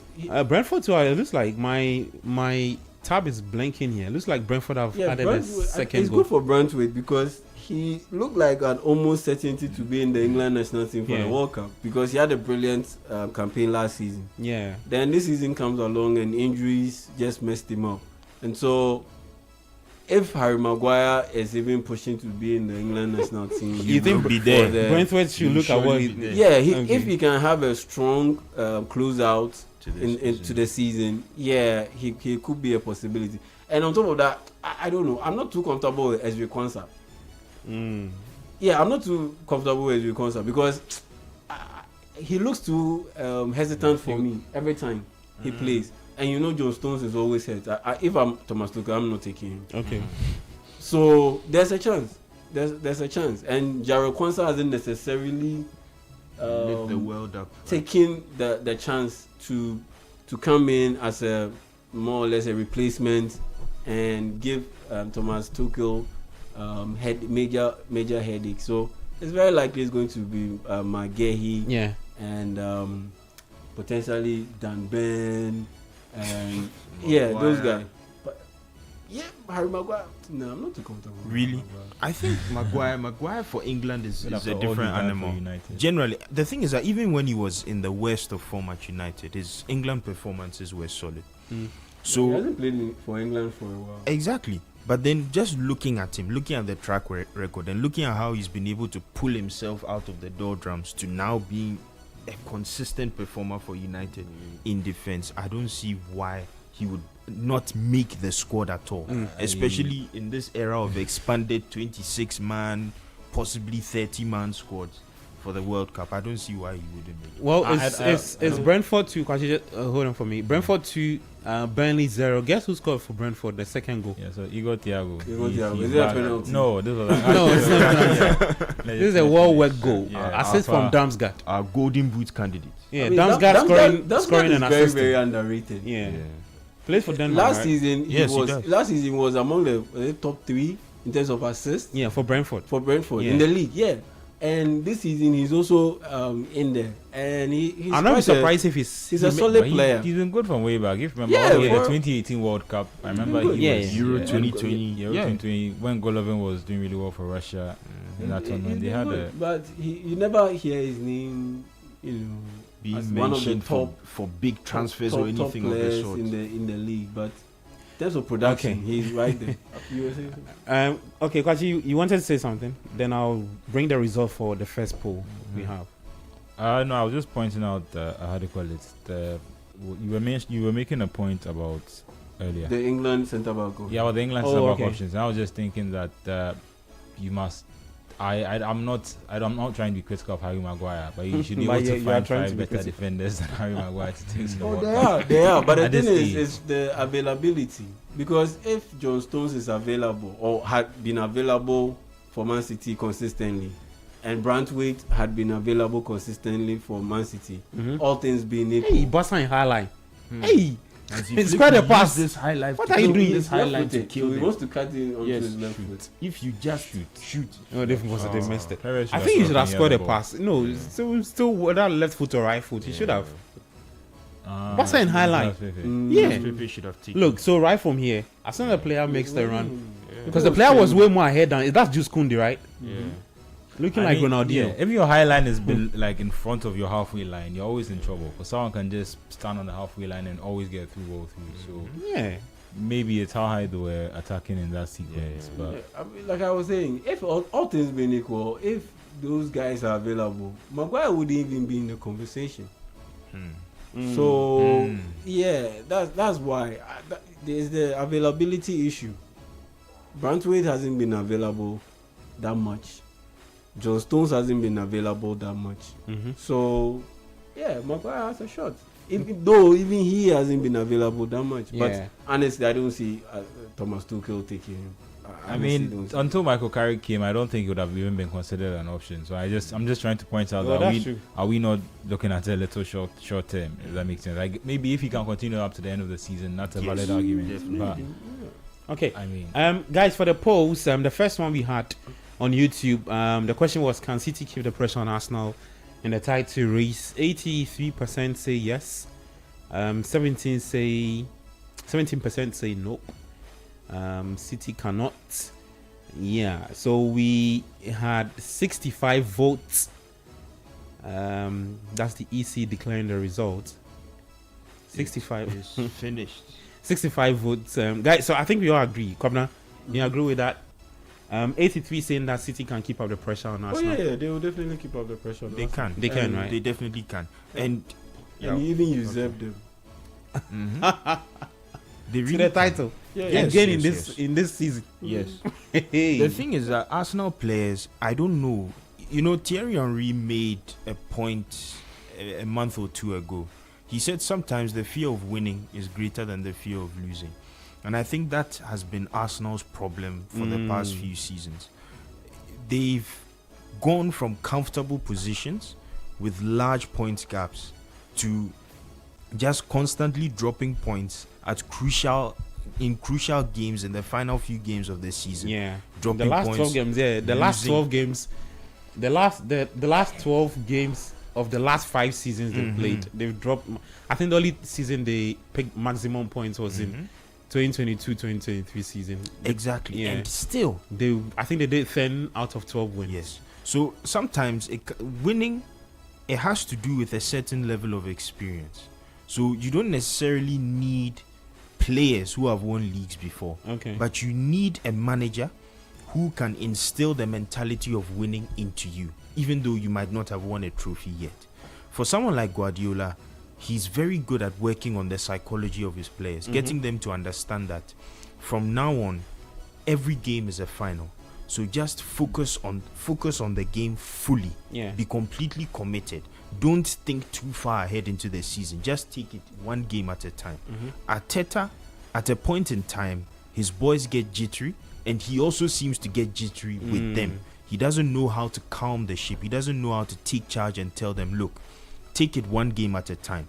There are 10 games left. If we win each and every one, the trophy is ours. Okay. These are games that if we had played, if they were the first 10 games of the season, Arsenal would have won them. But somehow, just because they are the last 10, yes, there's the added pressure of winning the league. And unfortunately, the trauma of having lost the league for the past 3 seasons. But he just needs them to focus. Unfortunately, that has not been their forte. Yeah. But looking at City, apart from the game in hand, once City gets into a certain mode and they start winning games, they can become relentless. They can just keep winning game after game after game after game. And once Arsenal trip up, once they lose again, and I'm sure they will drop points tomorrow against Chelsea, Oh yes. Once they drop those points against Drop Chelsea. points again against Chelsea. Yes. Once they drop those points against Chelsea, I think they should continue with that momentum they've built up again. They built up against them. against Spurs. Yeah. No, I think points against Chelsea. There, I that's, think handing over when you there. consider an Arsenal run of form, defeating Tottenham is not something that should be considered as a positive turnaround or a huge challenge. Because Yeah. Tottenham, even when they are in the best of form, they tend to roll over when it comes to Arsenal. I Yeah. don't know what that situation is about. That's a discussion for another day. But then looking at Arsenal, they can come have a good run of games, then start drawing. Draw 2 in a row. 1 draw, 1 loss. They've had their issues, drew with Brentford, drew with Wolves. They've gotten back on form with the win against Tottenham. But this Chelsea game, I have as for Arsenal, I have no confidence in Arsenal that they will get those 3 points. No I think confidence. probably it's a bit harsh on Arteta. If it was Arteta of Well, yeah, old, just hold on for me. Yeah. In the space of 2 minutes, you have 2 goals from the St. James's Park. First, it was all square. Newcastle had equalized through Jacob Ramsey. And then your favorite striker in Beto has added a second for Everton. So hey, don't do that to Beto. Beto, hey, the way David Moyes is flat, man. Well, so 2-1 for the Toffees. Yeah, like I was saying, Kobe. So I 3 think goals Kobe already. was a bit harsh on Arteta because if it was previous years and he made that comment about Arteta, Yeah. you know, showing the jitters, I would be 100% on board. But he's shown improvement in compartmentalizing issues or games this time around. When you listen to him after that game against Wolves, last minute they consider an equalizer. The Arsenal of old would have, the Arteta of old would have absolutely been crushed. But I looked at his body language in the post-game presser. Yeah. I heard all the things that he said and the way he went about his business and got them to beat Tottenham Hotspur the North game London after. derby, yeah. Then I could sense that yes, there was improvement. Okay. If it wasn't the fact that it was Manchester City with Pep Guardiola at the helm, with all these brilliant players that they've assembled and are getting to that level where they were just dominant. They are not dominant yet. They don't have that aura of invincibility around them yet. But they are getting there. They are getting there. And it's not about Arsenal. The reason why I picked Man City to maintain the pressure on Arsenal and possibly win the league ahead of Arsenal, it's not because of Arsenal. Like it's an Arsenal problem. Okay. No, it's more of Man City and what so they can do. The know-how on the part of City. Yes, in and what they positions can like this. Yes, what they can do and their capability, especially when they have to play each other twice. Yeah. So with City also having a game in hand. So let's say City win that outstanding game. They beat Leeds United later today. They will have to play against Arsenal. Yeah. If they beat Arsenal, they get in front of Arsenal. They get in front of Arsenal. So it's not necessarily an Arsenal problem. Okay. It's more of what City is as a team and what Pep Guardiola is doing, changing his style. Because now, if you look at it carefully, the first half of the season, they were heavy in transition. That's how come they dropped some games that were a bit shocking. Yeah. Because in transition, when they had the ball, brilliant. When they lost possession, their structure was flawed. Yeah.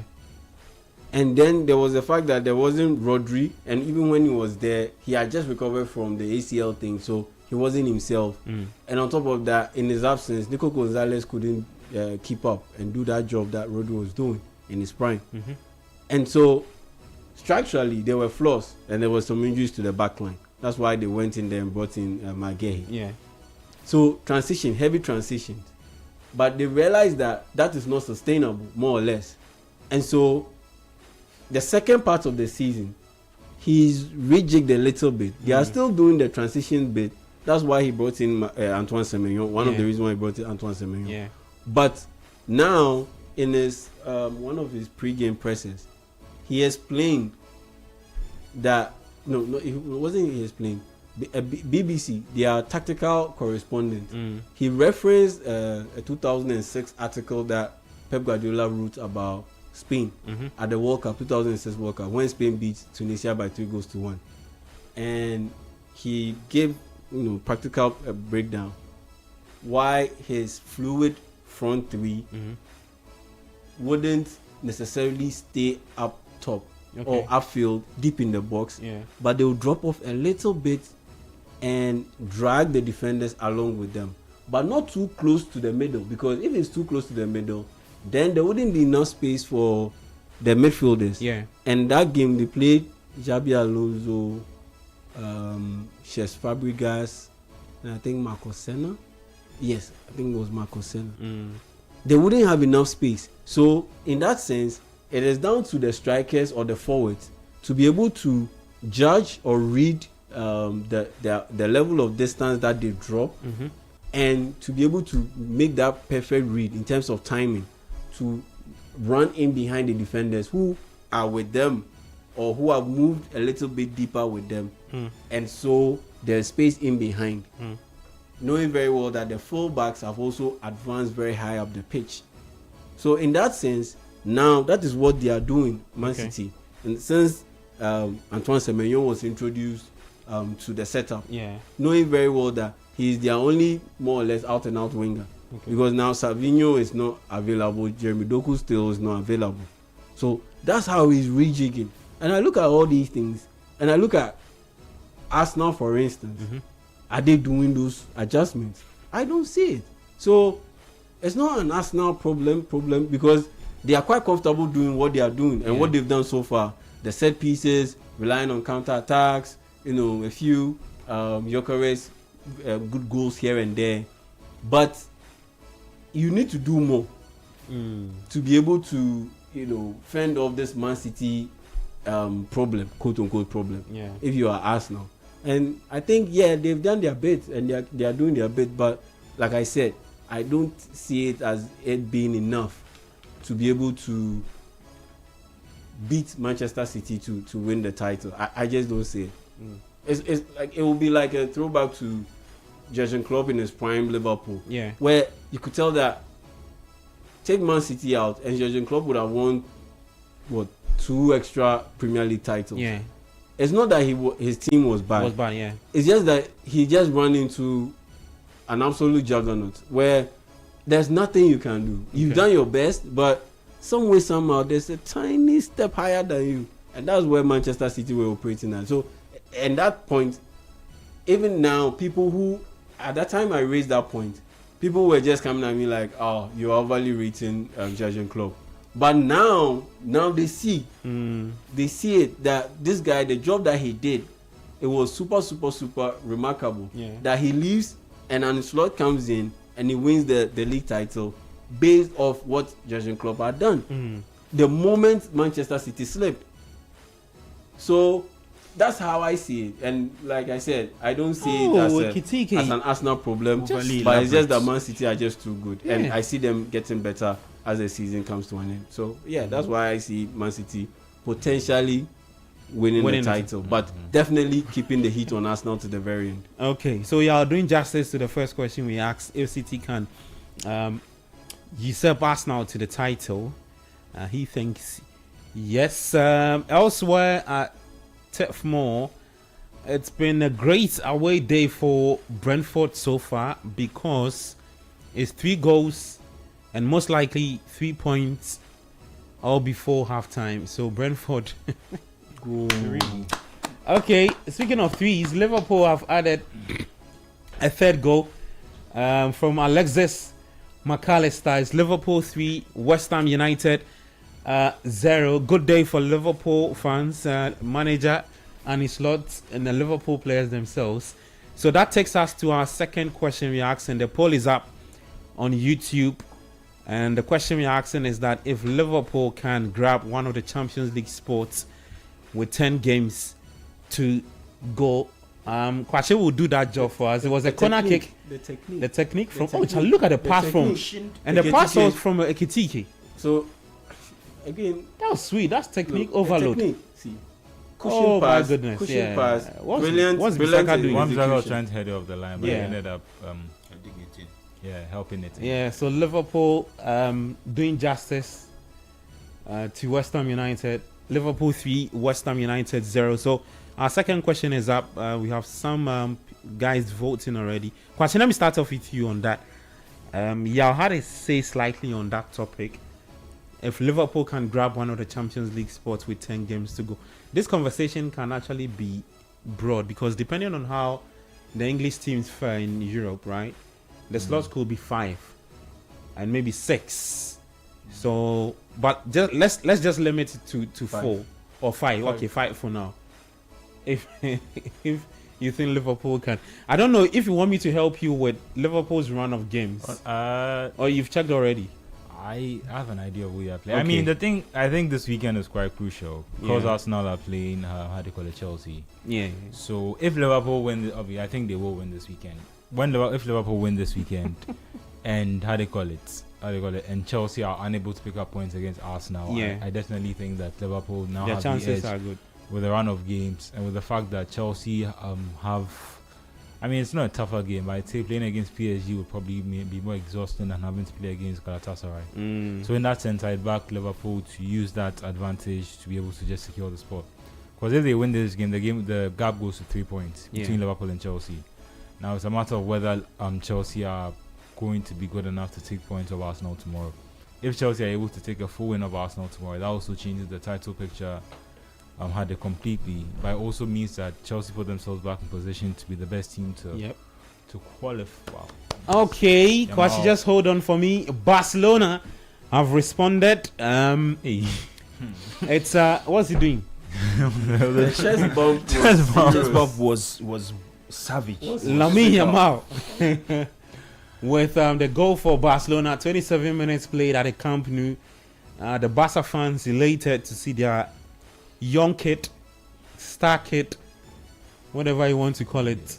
Call him Star Wars. Star boy. Messi successor. Messi SQ or what?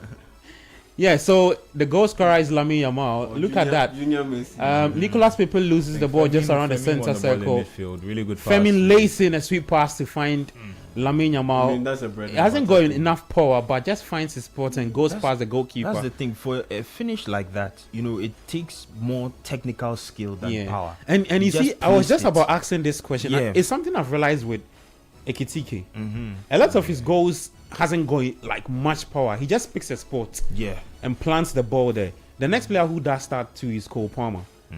Yeah. He's also got that technique, and that's the thing with some of these players that have come up in recent And if you times. remember the how do you call it, the Club World Cup final that we're watching, so Yeah. Palmer initially earlier when he Yeah, had that yeah, early shot yeah, and he ballooned yeah, over the yeah. bar and he was able to adjust himself quickly. Yeah. I think that is one of the how do you call it, the telling abilities of a good player, because it means you know where you want to put the ball. Most Exactly. people actually just they're aiming at the goal, if that makes sense. They're Yeah. shooting at the goal, but they don't necessarily have already in mind where they want to place the ball. And I think, you noticed that thing too with Mbappe. But I like the way Mbappe can deceive you with the deception. So it looks like he's going to the other corner and then he just slots it on the other side. Yeah, I think it's just a sign of a good. Yeah, I used A to good play finisher. like that. I mean, my I have active no days. doubt about that guy. Yeah. But I think it's also a general culture change, because now we don't see as many long range goals as we used Like to. strikes. Yes, as we used to see Yeah. in the Premier League, maybe in the mid. So more of the goals are late 2000s. Fair to them, Aston Villa, cooked inside Aston the Villa box. this season in particular have started using the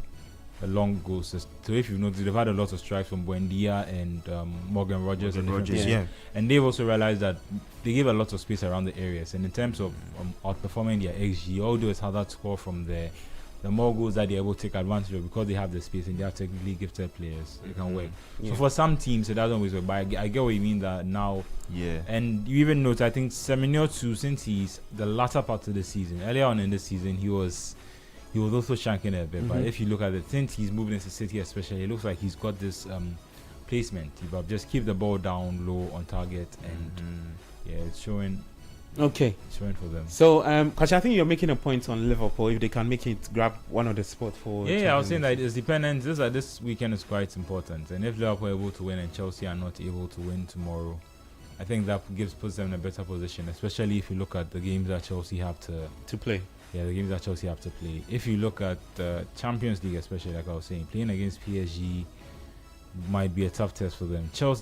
Last season Chelsea were able to play two different teams. They play a different team for the Conference League and for the Champions League. The quality of the Champions League means that that's not possible for them this season. You can't afford to be rotating and I mean, I hope João Pedro can keep his form up. But the problem with Chelsea is when João Pedro is not on form, Liam Delap hasn't been in form the whole season. So there's no direct replacement for him in terms of goal scoring. I don't know how much that will change next season with Jackson, given that his loan deal at Bayern looks like he's not going to be made permanent. No. At this point, at Bayern Munich, he's coming back. He's coming back. So I don't know if it's a different manager now under Rosinia. I thought Sterling might have a chance. It looks like that didn't happen. He's gone to Holland. But I'd like to imagine that Jackson might be given a chance under a different head coach, especially when he sees the materials he's being made to work with. But yeah, I think Liverpool can make. I think Liverpool can make it. It only also depends if they don't also get distracted by the other competitions that they are in. Okay. But if you look at where they've picked up from, I think they'll just be disappointed at how bad the run of games was. To lose 9 and 12 games in all competitions. They are not in the FA Cup. Liverpool. Yeah. They are. They're still in the FA Cup. They are in the FA Cup. Yeah, so they still have 3 competitions. Like I said, he said 3 goals: qualify for Champions League, try and win the Champions League, or try and win the FA Cup.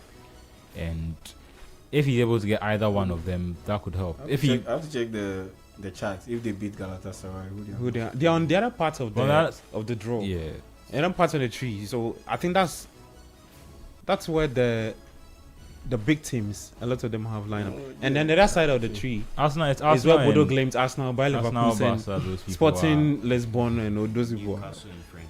Yeah, so it will still be like a tough run for Liverpool if they are able to go past. Yeah, I mean, if looking at the Champions League fixtures now, if they were able to win their games, they would face either PSG or Chelsea. Yes. And if they were able to win either of those games, they would space a semi-final against either Real Madrid or Man City on that side of the draw. Before they now get to the final and either play Arsenal or Barca.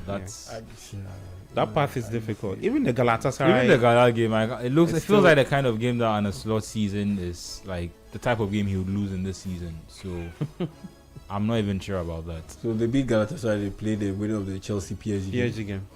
Hopefully Chelsea wins and then we beat Chelsea and then we meet either Madrid or... I don't see Chelsea beating PSG. This is not like a one-off like the FIFA Club World Cup. It's not a one-off. Yeah, it's 2 games. It's 2 games. Yeah, and I don't PSG have had injury problems. It seems like throughout the season they've had a lot of their attackers either in or out. Due was out for a bit. Even Dembele, even last season. Quarara too. So like they. And sometimes you expect a full from PSG. I think against the Chelsea game, you saw it. They couldn't play either 3 of them. You had to go with Mayulu and these little I'm not children, but like the youngsters. Yes. I rate Bakola highly. If he can find a manager who can code him like Vinicius and Sterling, his life will change because he's a top quality winger. But beyond the front line that they have, they don't necessarily have a lot of quality. Below that, there's a lot of youth, but not a lot of quality. And if Chelsea can meet them, he's coming quite solid. And this time around, you look at PSG, for instance. I mean, one of the reasons why they got a bit wobbly was Marquinhos was also out for a bit. He also has some injury issues. Look at just one pass. And now he's back. And this time around, Hakimi is also back. Yeah. So they are not playing Zaire Emery. Yeah. They are not playing Zaire Emery as a right full back. The way Liverpool are doing with Szoboszlai as a right full back. That's the same thing that Luis Enrique was doing with Zaire Emery.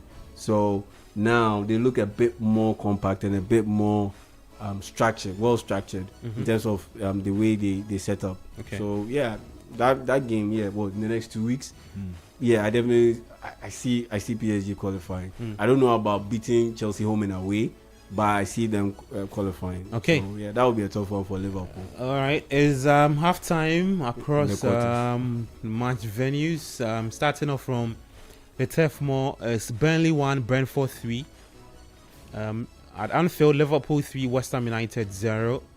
At the St James's Park, Newcastle United 1, Everton 2. In there, when you head to let me see. Okay, when you go to Spain, Barcelona are taking on Villarreal. Barca with the lead. Lamine Yamal scoring for Barcelona in that game there. Later, 5:30, Mallorca will take on Real Sociedad, and on Oviedo up against Atletico Madrid. Barca have added a second goal. I'm not watching this for I'm just using my tab. So yeah, it's blinking. Daniel is it's a blink. Barca have added the second goal. So guys, just sit and wait for that second goal. Yeah. In the Italian Serie A, Como 3, Lecce 1, and later 5 p.m. there's Verona up against Napoli, and then Inter Milan will take on Genoa at 7:45 p.m.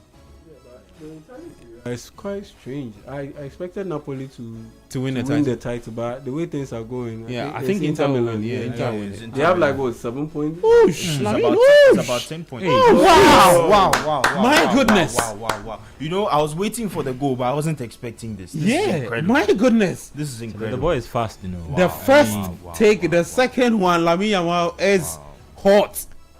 It's Barcelona 2, Villarreal 0, and you should see the beauty of the goal and the celebration. Oh, he's just telling you guys to look. He just didn't do much. He just waited for the defender to come, pokes the ball in through his legs, does it twice, and curls the ball to the far left of the goal post to give Barcelona a 2-goal lead against Villarreal. Look at that again.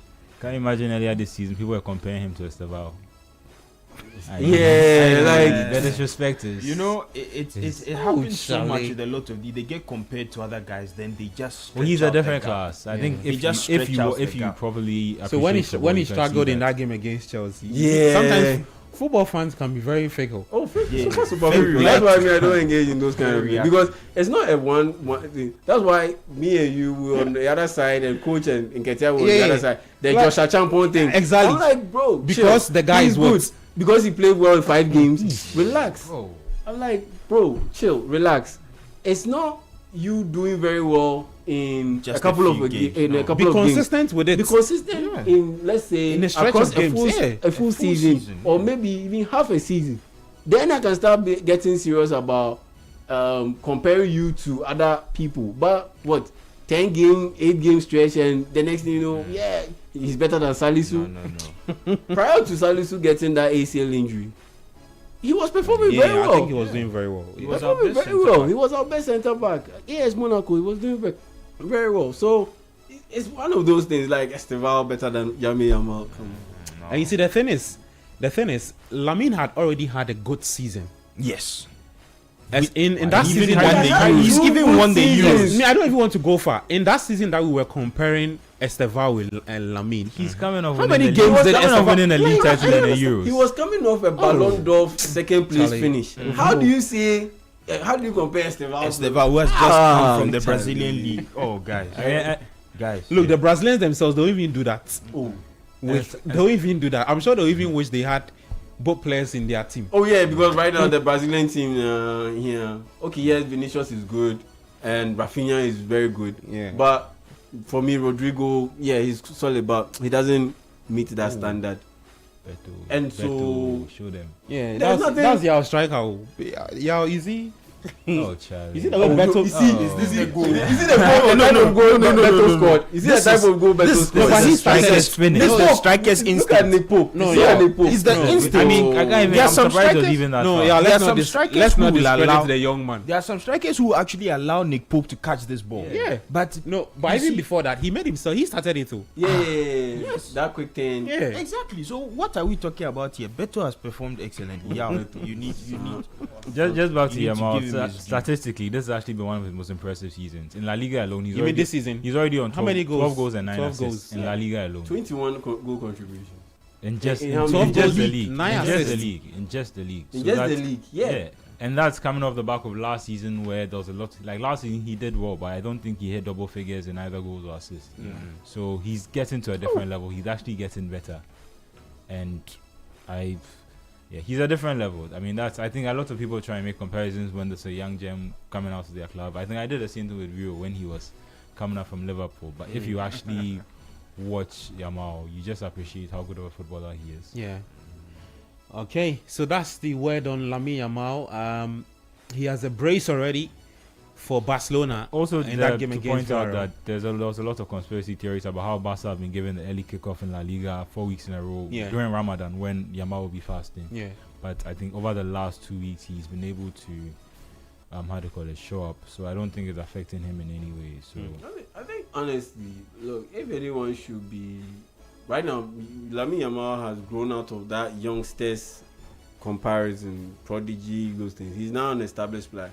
He should be compared to people like Michael Olise, those guys. But he's 18. The thing is, he's young. Or Vinicius Junior, those guys. Even players like Cole Palmer, he's at least 5 years younger than Cole Palmer. Exactly. Mm-hmm. So he's going beyond that whole Esteval thing. It was so funny. I think he's creating. He's just carving his own path. He's in a league on his own. Yeah. It was so funny to me when I heard, it's Chelsea fans very, very over the top with everything. So I'm not surprised. Let me take some comments on WhatsApp console 053 996 996 053 996 996. That's the WhatsApp line. It's working, so you can send in your thoughts. Ellie says, yesterday y'all made me laugh, son, when he was asked about Chelsea versus PSG. He directly said Chelsea will lose. Well, tell him it's not his fault. He should go and check Liam Rosinia and Luis Enrique's results in the French Ligue 1. Even that was an average Strasbourg and is now Chelsea. With James, Enzo Fernandez and Caicedo will not allow that to happen. So y'all should get ready for Chelsea. We are the pride. See, he say we are the pride and hope of England for the past 20 years. when it comes to European trophy. No, but yesterday we made. I mentioned that point. Yeah, relax. That if Liam Rosina Strasbourg is beating Enrique's PSG with that team, wonderful. At that point he was tagged as the underdog. So if he's doing wonderful. But you see, all the names that you mentioned, I didn't hear any defender's name. I didn't hear the goalkeeper's name. I didn't hear the goalkeeper's name. He said Reece James. One of the reasons why Chelsea are inconsistent is because one, their disciplinary record. Terrible. You are winning the game. Wesley Fofana goes to get himself a red carded. Then all of a sudden the momentum changes and Burnley gets a 94th minute equalizer. 2 points lost. That's one of the reasons why they are inconsistent. Yeah. Another reason they are inconsistent. There's no way the Chelsea are holding their own against Arsenal. Carabao Cup semi-final. Then Robert Sanchez goes and allows the ball to slip through his hand. And then Victor Gyökeres scores. Even the first goal, the same thing, he was at fault. Yeah. So those things. So I look at those things and I compare it to PSG. I don't see Chelsea beating PSG. All right. And it's two legs. It's not one leg. Yeah. Like what happened at the FIFA Club World Cup.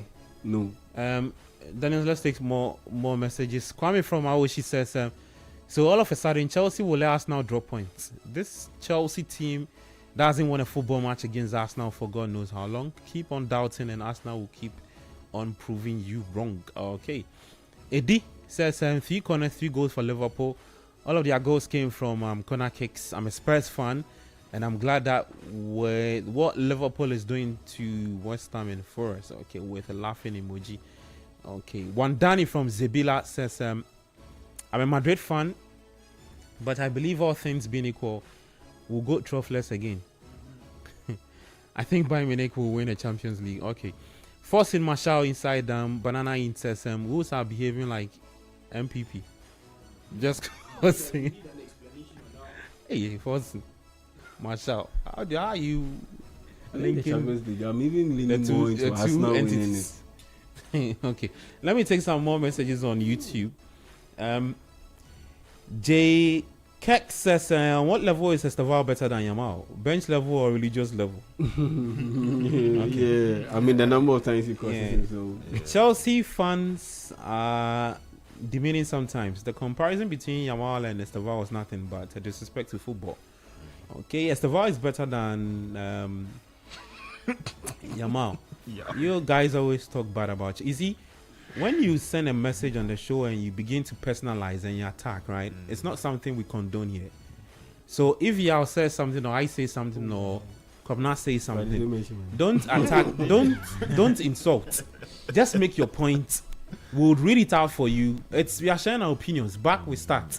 So if you share your opinion, you have your start to it, you back it, but don't text and be insulting people. Because I'm not reading your comments to insult you. Do you get the point I'm making? I think we need to educate people about these things. Because people hide behind their accounts. Come and leave your thoughts.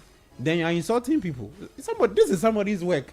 The person has read. Come and sit on radio. Educate you about what the player has done. Or then you are sending your thoughts and you are insulting. Yamal almost got a hat trick. Just on that, but he missed. But yeah. Summer with all you want. He says, okay. Now I think I have to start editing people's. If Chelsea wins tomorrow or get the points, that favors City and Liverpool. Swiss Kwame says, Gabi the lie pass. You kicked ball before. Okay.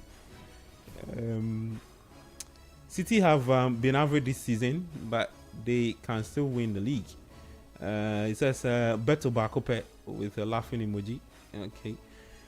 Spurs are good against only City. All right, let's take our second break. When we come back, we'll talk some more football updates for you at 4:30, and then we'll activate the phone line so you can also call us and also share your thoughts with us. You're still watching the Republic of Football on 97.3 and on radio 97.3 as well. On YouTube is City Sports GHA, on TV, Channel 1 TV.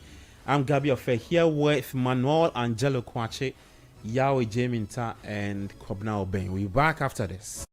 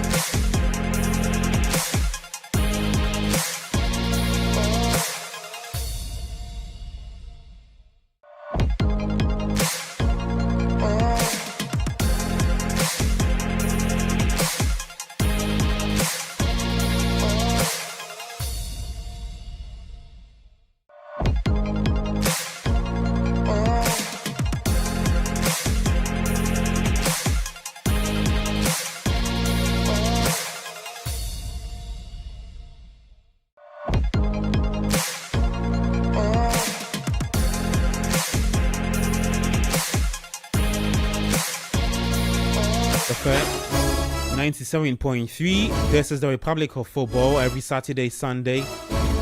This is the place to listen to every weekend for all the updates from the major European leagues.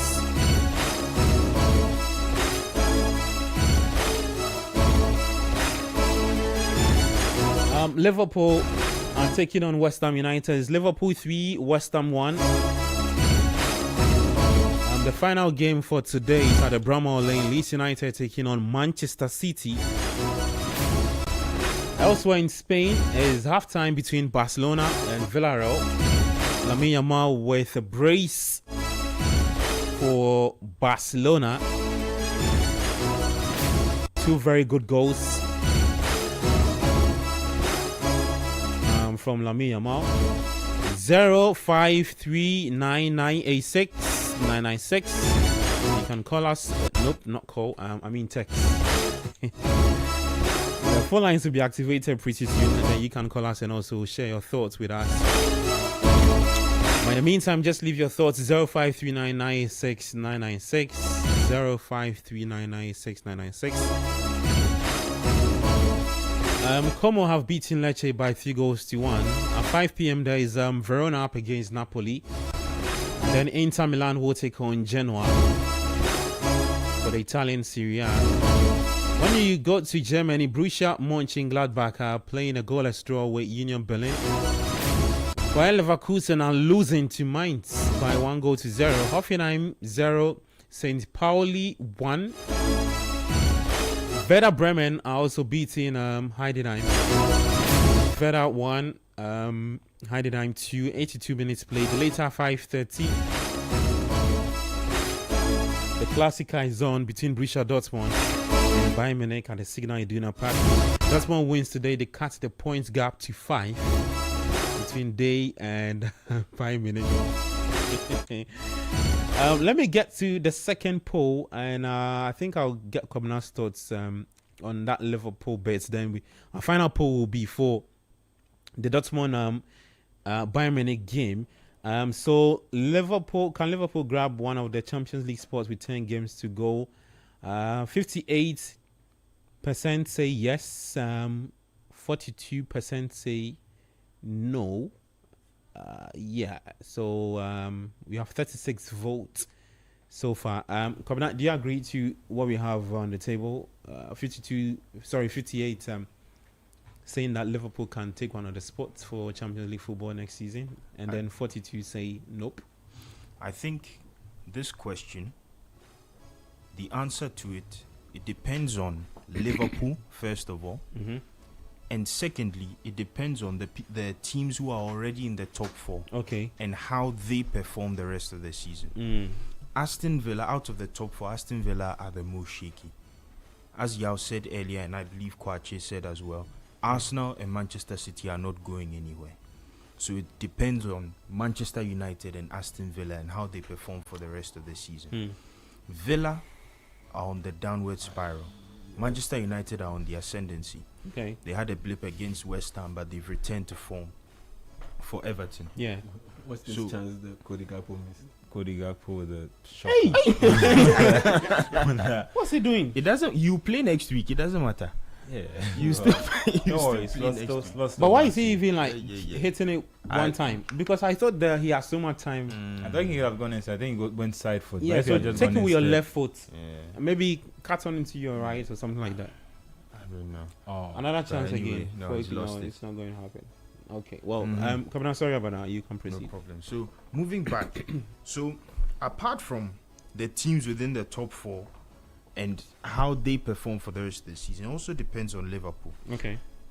Next week, or in fact, in the coming week on Tuesday, Liverpool face Wolves at the Molineux.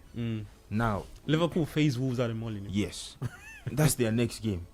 I was just about saying, but everybody's beating Wolves. Yes, but yesterday they beat Aston Villa. They beat Aston Villa at the same Molineux. I can't say that anymore. At the same Molineux. So looking at this, I mean, this is a game that Liverpool, they might draw. They could even lose. I mean, I get that, but to be fair, you'd rather play the team that's last than any other position. I get the point you are But making. the team you are that's still- last, but on red hot, I mean, I wouldn't say Red red hot. hot form. Red hot Red is hot a form is a On stretch. some good form. But they are on good form. They are on good form. I mean, the win against They've Aston won Villa will 3 be games a all shot in season. the arm. Yes, Mm. but to be a this shot in manager the has arm. only won 2 games. Mm. And they got Let's- a draw against Arsenal. That's what Exactly. But in their last What I'm four, saying is that- in their last and the 4 thing is games, it's been decent. Exactly. I think compared 2 to- draws and 2 wins in there. Honestly, I think we're being generous. honestly, That's I fine. think me using for a the team that has term 30 red hot, points for the whole season, I think Yeah. we're being quite generous. I think me using the term He's red hot looking at form the context is not of as much. since Rob Edwards took over. Yeah. Over their last 3 games. Yeah, they've turned the corner and slightly. the Yes. corner is they were And so losing they've all. turned The corner is they went 10 games without winning, and now Yes. they are not losing every game. And so they Exactly. can continue on that They good can part. continue. where- I'm against not Liverpool. saying I'm not talking about Wolves actually getting out of the relegation. Oh no, zone. I That's a get that. foregone I get that. conclusion. But I They are feel gone. like But the fact that they are not as bad as they were at the start of the season makes us think that they are good. Whereas they are still bad. They are just not as bad as they were at the start. that is true. But That's then just the Don't point. worry, for a we will team that's revisit this conversation when they lose to Wolves. yeah, But for a team that's rooted to the bottom of the league, being able to beat Aston Villa, who are currently third, and will stay third or not, depending on how United performs this weekend. But for them to be able to do that, for them to be able to take a point off of Arsenal, who are competing for the title and are currently top of the table, and as I said, now they are purely playing for pride, and this is them at the Molineux. They were able to take 3 points off of Villa at the Molineux. So I don't think they will go into that game scared of Liverpool. And a brave Wolves team, a Wolves team that's not playing scared, is a daunting prospect for any team. Yeah. So I mean, Liverpool will have to be careful to take those points, because once Aston Villa are able to get their act together, I mean, with or without the injury issues, once they get their act together, they are able to string some games. Yeah. Because in their final games, it's not just Wolves. They have to face Fulham. They have to face Brighton. They still have to play the game against United at Anfield. Yeah. These are games that Liverpool can win, but they are also games in which Liverpool can drop points. So it all depends on them and their level of focus and their level of commitment. At this point in time, they are juggling 3 competitions. Okay. The Prem, the FA Cup, and in the 5th round as well, they are going to meet Wolves again at the Molineux. So it depends on them and how they handle these games. These are games that Liverpool can win, but they are also games that they can lose. So Liverpool need to make sure that they are focused all the way and they don't need to get complacent at any point in time. They just need to be focused, take the games one at a time, and they can definitely finish in the Champions League spots. But as I said earlier, it also depends on the teams who are currently in the top 4. If Aston Villa pick up, if United continue on the good form that they're already on, it will be difficult. I think definitely Liverpool can finish top 5, but then top 4 it's still a bit dicey for me. Okay. Yeah. This is from Nicholas. He says this season Madrid should rest and wait for next season because Barcelona is going for the league again. Visca Barca hashtag. I guess Arsenal win something this season. Was Arteta. Okay, so another one from Kojo Dakon Adai. He says my first time of watching the show, and I'm loving every bit of it. I'm a United fan, and I'm hoping for crystallizing win tomorrow. Okay, Kojo Dakon Adai says Bauer Barracks, Air Force Base in Tamale. Okay, so watching us all the way from Tamale. So that's it with the second poll. If Liverpool can grab one of the Champions League spots with 10 games to go, we have 59% saying yes now and no saying, 41% saying no to that. Okay, somebody's asking who falls out if Liverpool makes it into the top 4. Villa Villa or Chelsea? Villa or Chelsea? Top 4 Villa. Yeah, I mean, it's he's a top saying 5. yeah, I think top 5. it's supposed to be top 5. I think Liverpool are. I think Chelsea are the most at risk. likely. To fall out, eh?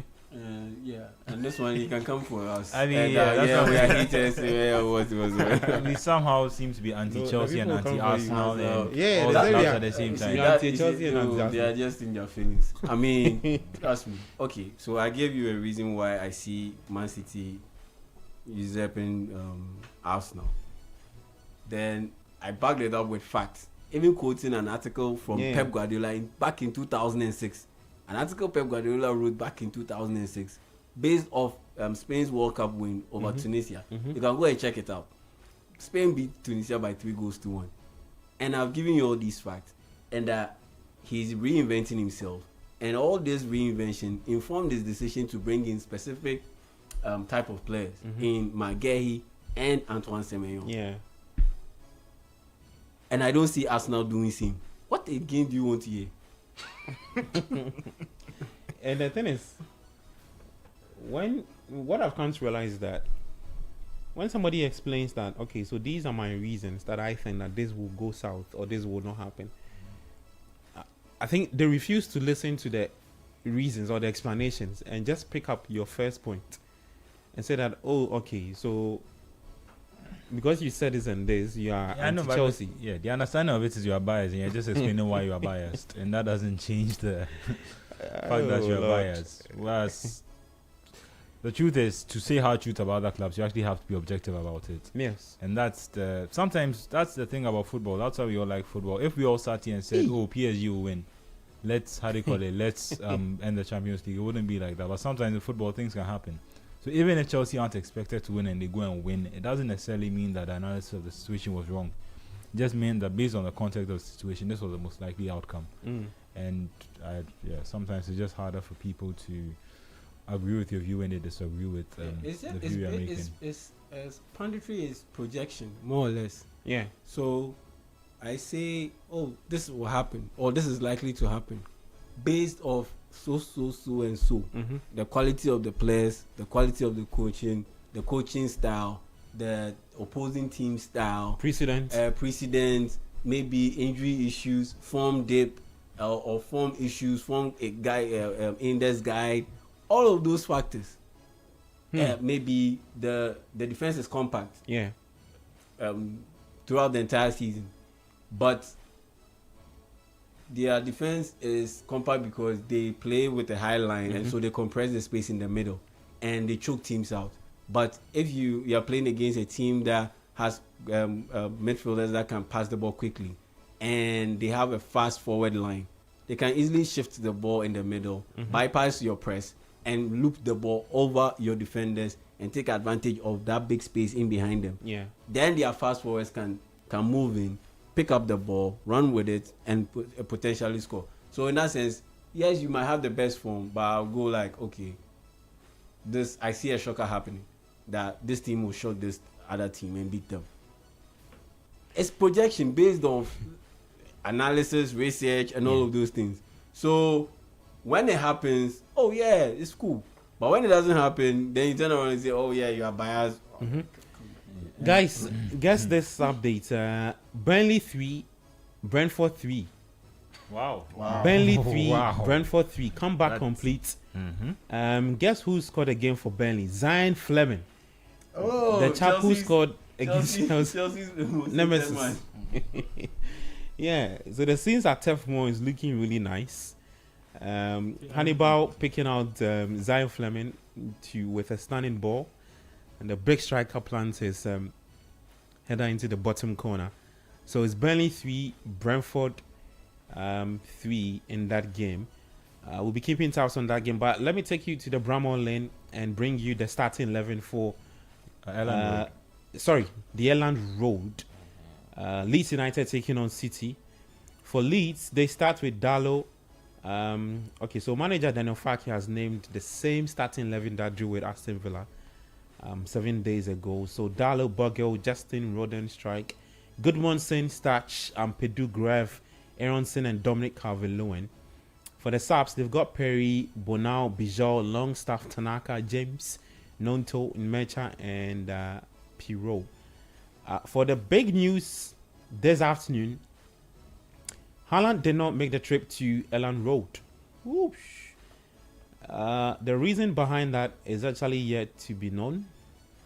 So I'm sure Pep will speak on that before the game starts. But City starts with Donnarumma, Matheus Nunes, Ruben Dias, Maguire, Aït-Nouri, Rodri, Silva, Nico Riley, Antoine Semenyo, Ryan Sheki, and then Omar Mamouche. For the subs, there's Trafford, Tiani Reinders, John Stones, Nathaniel Ake, or Nathan Ake, if you want to put it, Duki, Nico Saino Kwichanov, and then Phil Foden. So I think for the front three, yeah, you are trying to. Are we having Mamouche as the false 9 today? Yeah. Okay. Semenyo on the left, Sheki on the right. Yeah. Interesting starting 11 from Pep. But we've seen this before, though. Oh yeah. We've seen it before. So let's see how the front three. And I think it's not like a static front three. They can move in and around. Semenyo can take Mamouche's position. Sometimes you can even have Sheki on the left side because he's a player who's ambidextrous, very good with both feet. His technique is super. Yeah, let's see what that will be. Guys, just quick thoughts on the starting 11 for that City one. Let me start off with you, Kwabena. Everybody is freaking out that Haaland is not there. But I think we've seen this City team without Haaland in some of the games this season. Yeah. And I think they'll be able to handle it. I mean, with the firepower of Marmoush, Sheki in the team, Antoine Semenyo, I think they'll be able to handle this lead side. I understand it's Ellen Road. Ellen Road is not an easy stadium to go to, regardless of the form Leeds United are in. Mm-hmm. And I still have that confidence in Manchester City. You know, one thing about Guardiola's teams is he sets the team up to suit the situation. Yeah. So it's never static. You can't, if you remove one piece, Pep is able to shift the other pieces around. You know, go into his bench, look for that squad depth, go over there and put the players who suit the situation. So I think Marmouche, even though he hasn't had a lot of joy from the start, but I think coming in today, he'll be able to deliver, and I think City will still come away. City will be points. fine, right? Yes, they'll be fine. They'll come away with the I think points. City will City win will be this. fine, yeah. Yeah, I think City will win this, though it's away from home at a very tricky ground. Is that on side? Looks like it's been given. Okay, so Villarreal, is that a guy? Papi Gay? Is that him? I think so. PP. Okay, so Villarreal have put one goal. Back is That's Pap Gay. is Villarreal 2. Villarreal 1, Barcelona 2.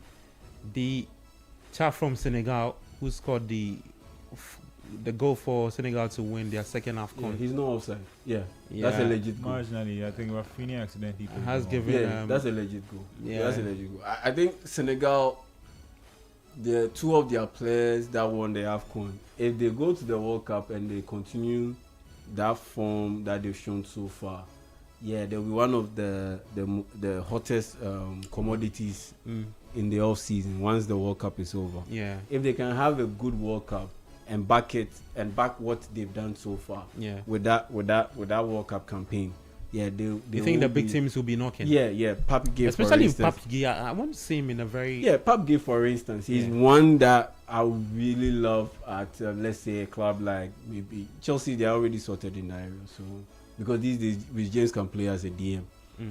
Casemiro is leaving this season. Yeah, because I was coming to that. That Man United should really have a good look at him and his international teammate. That's Malik Diouf. We are watching Liverpool beating West Ham by 3-1. It's the 69th minute. Yeah. And Malik Diouf has been one of the standout performers in this game, particularly for West Ham United. And he has been a very consistent performer since he signed to join the club. And it's very likely they will sell him because coming into the studio, West Ham posted their financial report. yeah. And they stated in that they will need to sell players to the tune of £110 million in order to balance the sheet. Yeah. Or they will need to sell players in order to balance the sheet and take care of 110 million pounds in debt or financial distress. And so, in that sense, if they are not even able to raise that amount of money through player sales, then they will have to look or call on the stakeholders to up their contributions to the team. And so, in that sense, I look at this brilliant form, and Man United, a club like Man United, in need of a top level left full back who can play as a wing back. Yeah, Gakpo has scored. Finally. Okay, so it's Deflection, Liverpool though, for big deflection, West Ham United. Cody Gakpo. One Cody Gakpo finally adding his name to the goal scorers chat or list for Liverpool. So Liverpool for Yeah. So West Ham United. He's made up for that. Huh? yeah, I that mean, even with that cry. It took a large deflection, but I guess I mean, if you don't shoot, you can't. Yeah, Exactly. yeah. It So- looks like the rest are cruising. Work This is week what to the Annie Slot penalty sees, box. and then he'll be starting week in week Oh, out. yeah. Anyways, so yeah, that's the little bit on the Senegal duo. I think a club like Man United should look to sign those two guys, Haj Malik Diouf, left full back, because Luke Shaw, yeah, he's just okay, but you need an upgrade in that position. And then you look at the midfield area, Pape Gueye, yeah, Casemiro leaving, you need a guy like him. That whole Carlos Baleba talk, for me, is not it's something that sits right with me. So I look at this Man City team, and I look at this starting 11, coming up against Leeds United. Yeah, without Erling Haaland, I don't think it will be too much of a big challenge. They're set up in a 4-1-4-1 formation, but in reality, the way I see it playing out, Semenyo will join Mamouche up top to form a two-man strike force. Okay. Then you have Ignori, pushing up very high and occupying that space that Antoine Semenyo will leave behind. So you have a back three. Then you have Rodri playing as the sole pivot. So it'll be more like a 3-1, 3-2 Okay. formation with Nico O'Reilly also slotting in there on the left side with Bernardo Silva pushing up. So it will be more like a 3-1, 3-2 formation, more or less, in the sense that Semenyo and Mamouche will be up top with Bernardo Silva directly in the hole behind them. Then you have Nico O'Reilly, Ryan Cherki through the middle, playing behind Bernardo Silva. Yeah. Then Ignori consistently maybe drifting in to help Rodri in the middle if they are on the defensive side. But when they are on the attack, he will definitely push up. And then you have a situation where you have like just 4 people or 4 players defensively with as many as 6 up forward with Bernardo Silva, Nico O'Reilly, Cherki. This high line. This high line. Oh, it's a goal. This. Oh! Yeah, Villarreal, they're consistently missing chances. They should have buried that one. Ayoze Perez, I'm not surprised. Yeah, they should have buried that one. So yeah, that's the little bit on Pep Guardiola, and yeah, I definitely do see them beating Liverpool. I definitely see them beating Leeds United with this kind of formation and with this personnel. Yeah, very versatile, very fluid. I see with a lot of quality. So yeah, Man City will win for me. Okay. Kwache, City winning as well. Yeah, no, I think it's a win for City. The thing that interested me the most about the lineup was the use of Nico O'Reilly in midfield, for 2 reasons. I think Guardiola started the season very much on the. I'd say he initiated him. Other people learned from him, but he was very insistent on using midfielders as his fullbacks this season, and he was playing Nico O'Reilly there a lot, and then Rico Lewis. But I'm okay with Matthias Nunes because I think he has fully adapted to the position now. I mean, initially I thought he was one of the best. I think with the O'Reilly thing too, it also happened at the time when I knew he was struggling with injuries. Performance-wise, he wasn't given. I'm not sure he was given too much of what Pep wanted to see. Yeah, I mean. So to play O'Reilly, then he performs in there. Then he got stuck with a player too. No, but then why doesn't Nunez get the same grace? Because Nunez is actually a midfielder who was bought from Wolves.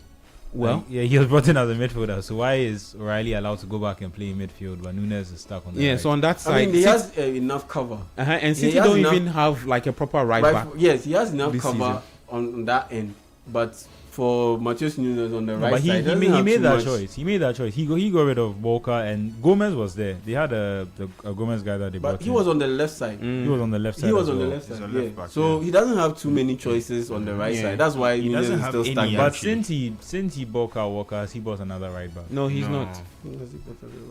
He's not. He hasn't. And then he started using. In fact, I think Kawaka And was even the when one he Walker started was there, using, that's when Walker was there. That's when he was rotating with the midfielder. And Yeah. so that's when he was playing Fabian Delph, and then he brought Zinchenko from the academy, who was a midfielder, and started playing him as a fullback. Yeah. And these are all left-sided players as well. Yeah, so I mean, it's just a surprise that he's at least on the left side. He's moved back to a full, using a fullback there. But that also means that Nico O'Reilly gets to play in midfield. And you saw how he was doing last week. Last week he scored twice. It looked like I'm surprised that he's being able to play in that position because it looks like the 10 position looked like a place where they had enough cover with Cherki and Foden, and if maybe they wanted, they could even put Mamouche in there. So. Just in terms of that, I find that quite interesting. Just the shifting around of his midfield and his rotating of midfielders from fullback to position. I'm interested in seeing how well Nico O'Reilly can do in midfield. I don't know if he can lock down one of those positions, especially if Rodri comes back into good form. And the problem is he still doesn't want to play Cherki through the middle because that would solve it. But if he has Rodri and Reinders, it means that he just needs one more player to fill that hole. And based on Foden's form, it looks like he was the one that was going to be in that position. So I don't know how much this experiment of trying O'Reilly in midfield will last for. But so far, so good because it looks like it's having a different effect on the team. Yeah, I think it reflects what I said in terms of his adaptability because the first half of the season, it was more transitional.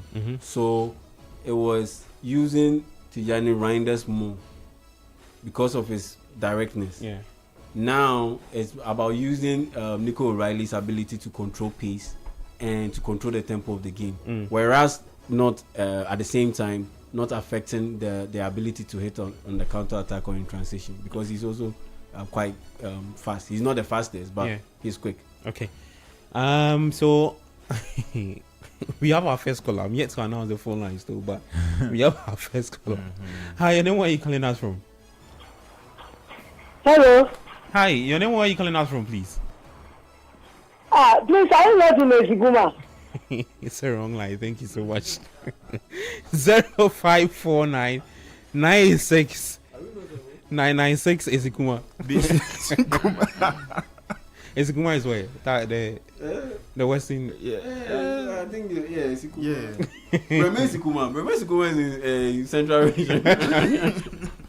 0549 96 Wow. 996 0549 996. Don't know if you missed it, but West Ham scored, right? Yeah, 4-2. yes. I- Castellanos. Hey, I saw that update here. Yeah. So now it's 4-2. 4-2, yeah. Liverpool leading by 4 goals to 2. 054996 996 054996 996. Phone lines activated. Please call us and let's get talking, guys.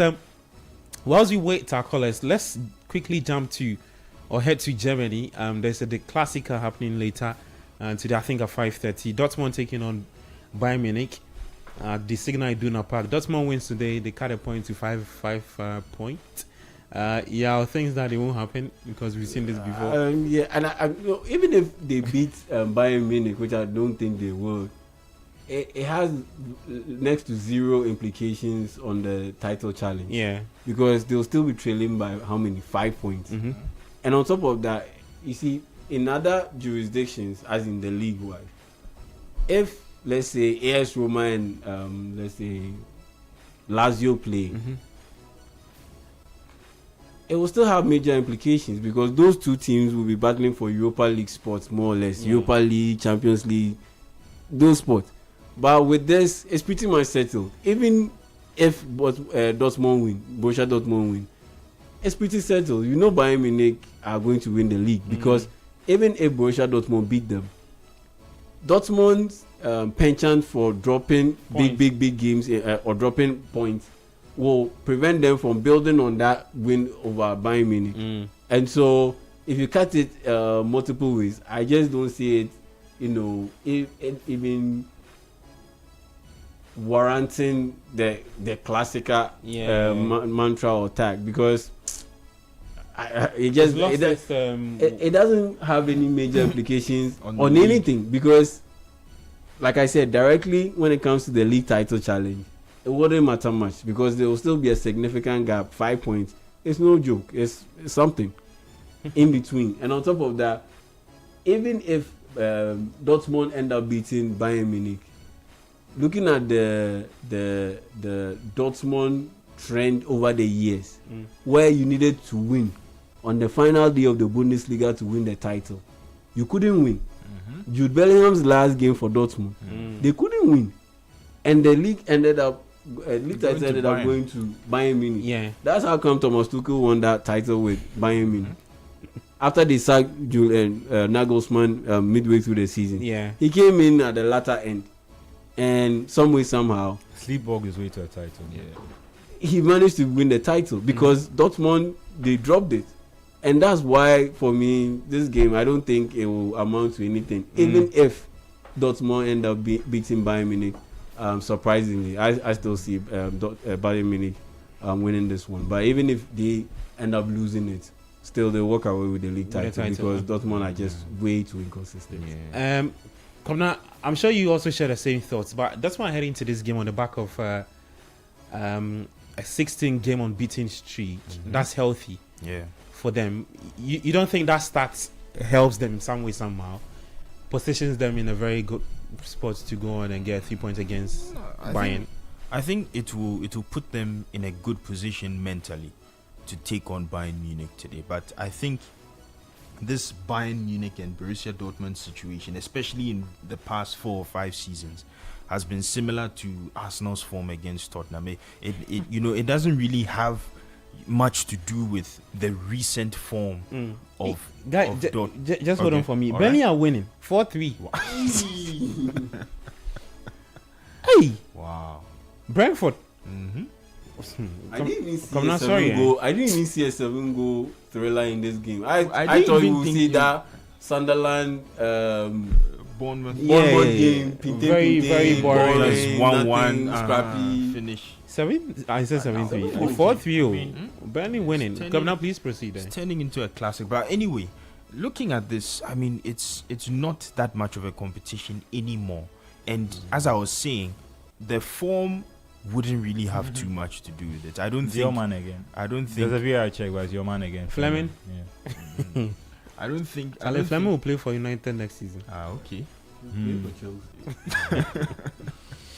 But as I was saying, I don't think Dortmund's form will have much to do with it. I don't think Dortmund, even though they'll be coming into this game buoyed by that 16 game. It's a 5th goal for Liverpool.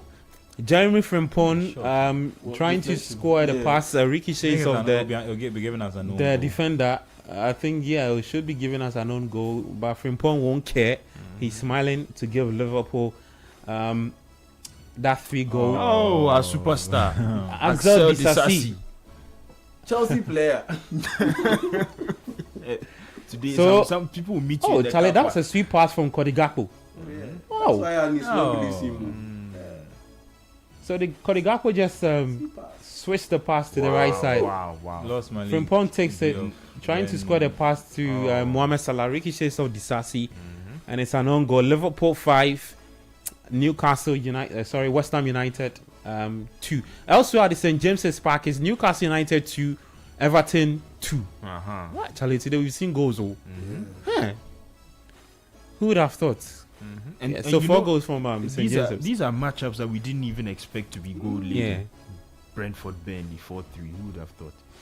But I mean, Burnley have done that a few times this season. They had that against Wolves. I think Wolves this season where they came back from 2-0 down and eventually, got the winner.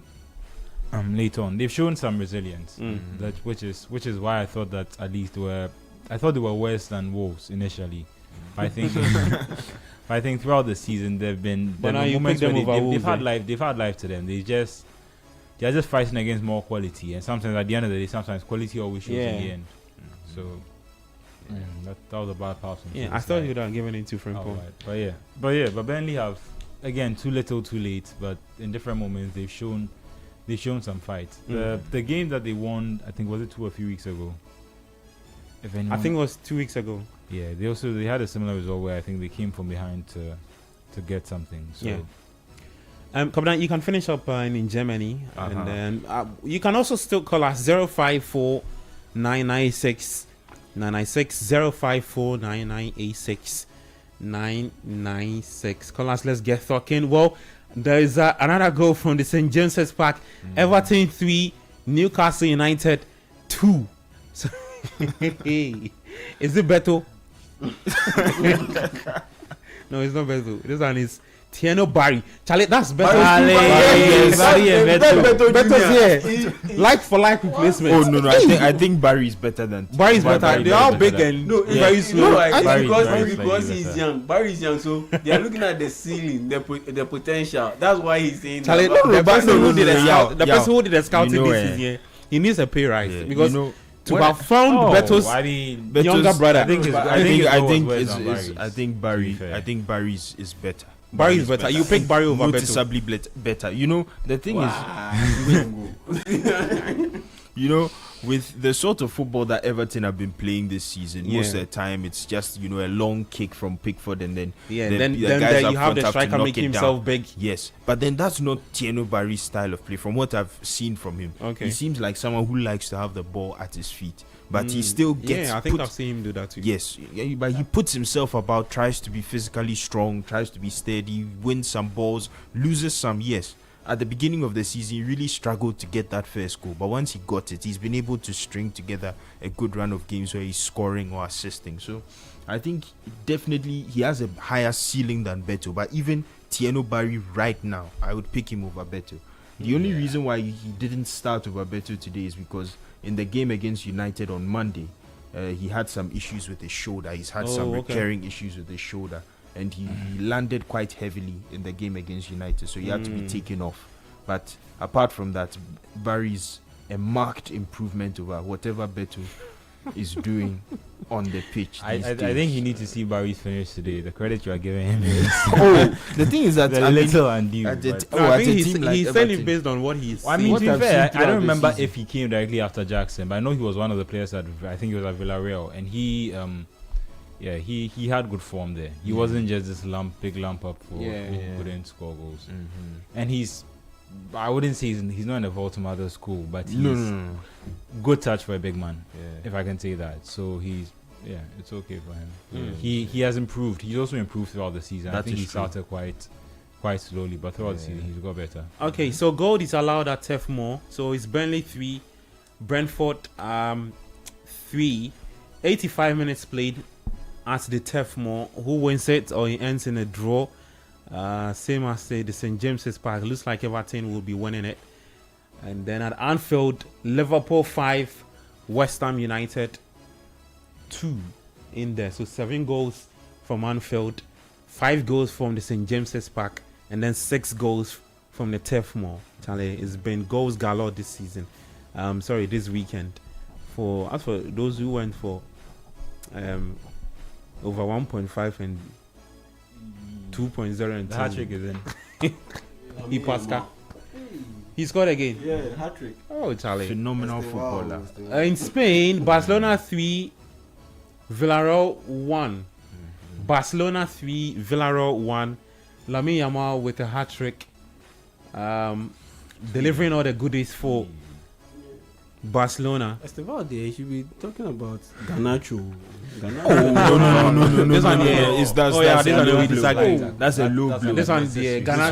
No. This one, I- if I the Chelsea think- fans, if the Chelsea fans see there's an agenda against them, I think they are right. Look, I because think That's Esteval. a wonderful pass from Esteval is Pedri, good, though, if you look but at the assists from Pedri. he's not at Yamal's level, Completely- No, I'm not saying Yamal. and I'm he's saying not at Garnacho. Garnacho's level. he's not. I'm saying He's not. Garnacho. He's not so bad that you can compare him to Garnacho. Okay, so Garnacho- Jamie Gittins too. Yeah, I'll stop that. You let the Chelsea guys come for you. No, that should tell you. Esteval is he's injured. I think he he had played us some off some. the field some issue. I think he lost someone in his family or something. Yeah.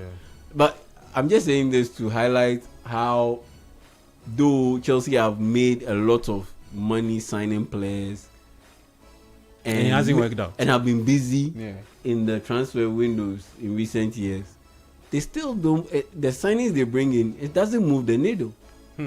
That's the whole point of my statement. Okay. It doesn't move the I needle. think an angry Chelsea fan is calling in to Face Yao squarely. Hi, your name? Where are you calling us from, please? Good evening. My name is Sharu and I'm calling from Kasua. Your name is Shaibu, I'm calling from Kaswa. Shaibu. Yeah, calling from Kaswa. All right, Shaibu, what do you want to talk about? I want to talk about the Chelsea and PSG. Please go ahead. Why my issue is with Yao, always predicting against Chelsea, although it's his opinion, but he is a little bit biased when it comes to Chelsea. I do follow you guys a lot. So I was even very happy that I was able to get through the line today. Always discrediting Chelsea. Why? So that's my problem with Yao. He should be objective when it comes to Chelsea. All right, thank my you. issue is, and I know we surely beat PSG. Okay. During the Club World Cup final, he even predicted against Chelsea when we were about to play PSG. Always. He's always on Chelsea. I'm not angry with him, though, but... All right, Shaibu, thank you so much for your time. Let's take our next caller, 054996 96996. You can call us. Gabriel Faye. Hi, your name, where are you calling us from, please? My name is Pepe. I call from Fadaro. Your name is? Pepe. Pepe? Yeah, it was. All right, talk to me, Pepe. What do you want to talk about? I always had a listening to your show, but I know the get time to call. Oh, okay. I will talk about Bossy out. I don't know what Chelsea do. But times he be biased. Anytime he come talk about Chelsea, me, I make my mind say he can't do bias. The situation Chelsea go inside today, tomorrow United in team go the same situation. But you go see say he go massage United in team. He go massage them. But when he be Chelsea, go kill her. Yeah, so but times the show, if you listen where they are the talker, that's all they say in your opinion. So they show you the light on that. Thank you. All right, Pepe, we appreciate your time, right?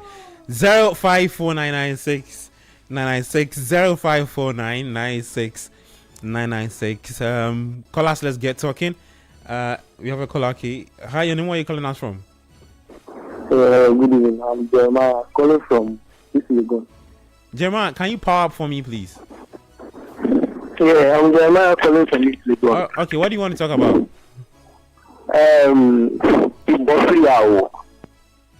Maybe two bias against Chelsea, like the two bias. See, as you know, I talk like this. The boy what he do is no, he can't compare and plus your mouth. The boy he do inside, he can't compare and plus your mouth. We want to go score us now. PSG the Arsenal or we go score them. Thank you. All right, Jeremiah, thank you so much for your time. 054996 996 0549 996. The topic is not just about Yao, it's about European football, you see. So I don't know why the Chelsea fans are. You can also call us 054996 996 054996 996. Call us, let's get talking. Hi, your name, where are you calling us from? Hello? Yes, your name, where are you calling us from, please?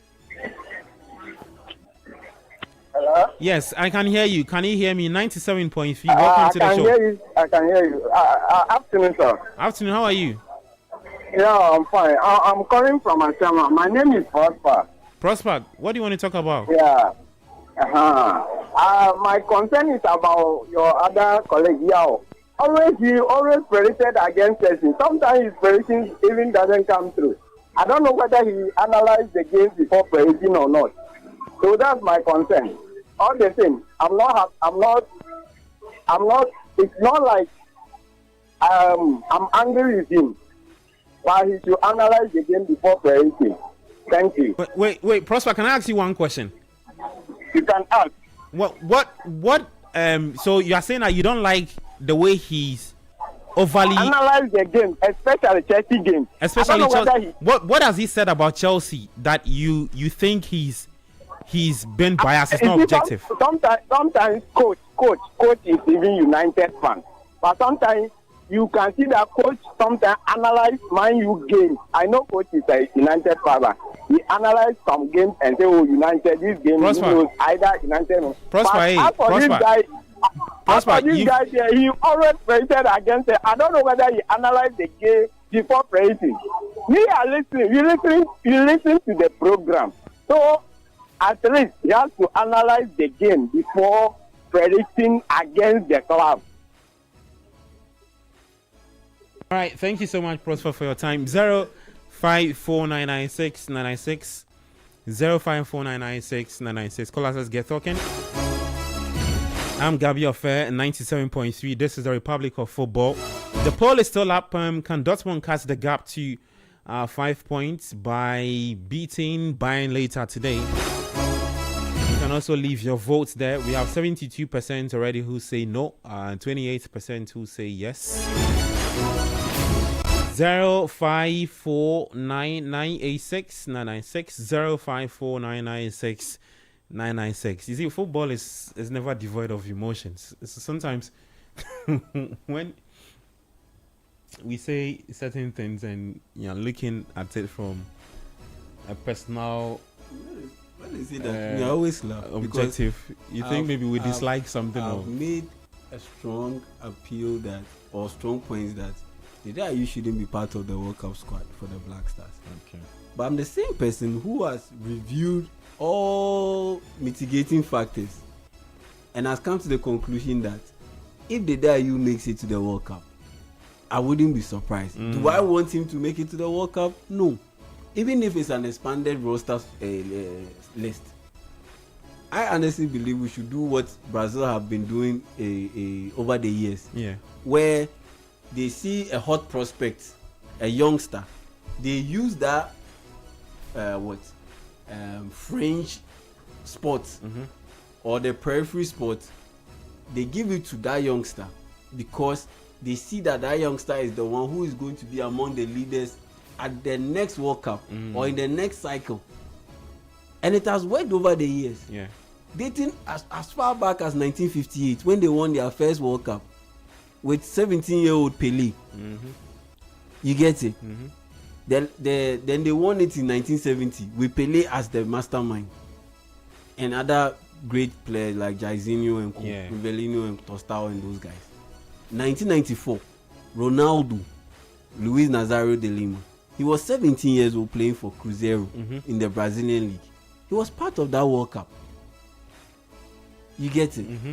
4 years later, 4 years later, and I'm a idiot. Yeah, 4 years after that World Cup, he was the best player in the world. Yeah.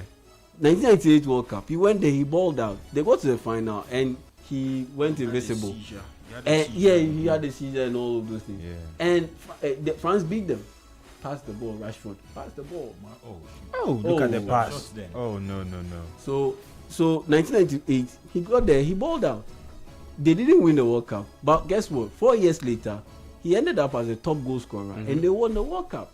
Funny enough, that 2002 squad, there was a youngster in there called Kaká. 4 years later, he was the main man for Brazil. So, for me, do I want the Dayu to go to the World Cup? No. But I look at all the factors available. If he ends up going, I wouldn't be surprised. Okay. So it's not emotions. Yeah. It's based on the factors at hand. It's finished at Anfield, Liverpool 5, West Ham 2. And then at the St. James's Park, Everton have beaten Newcastle United.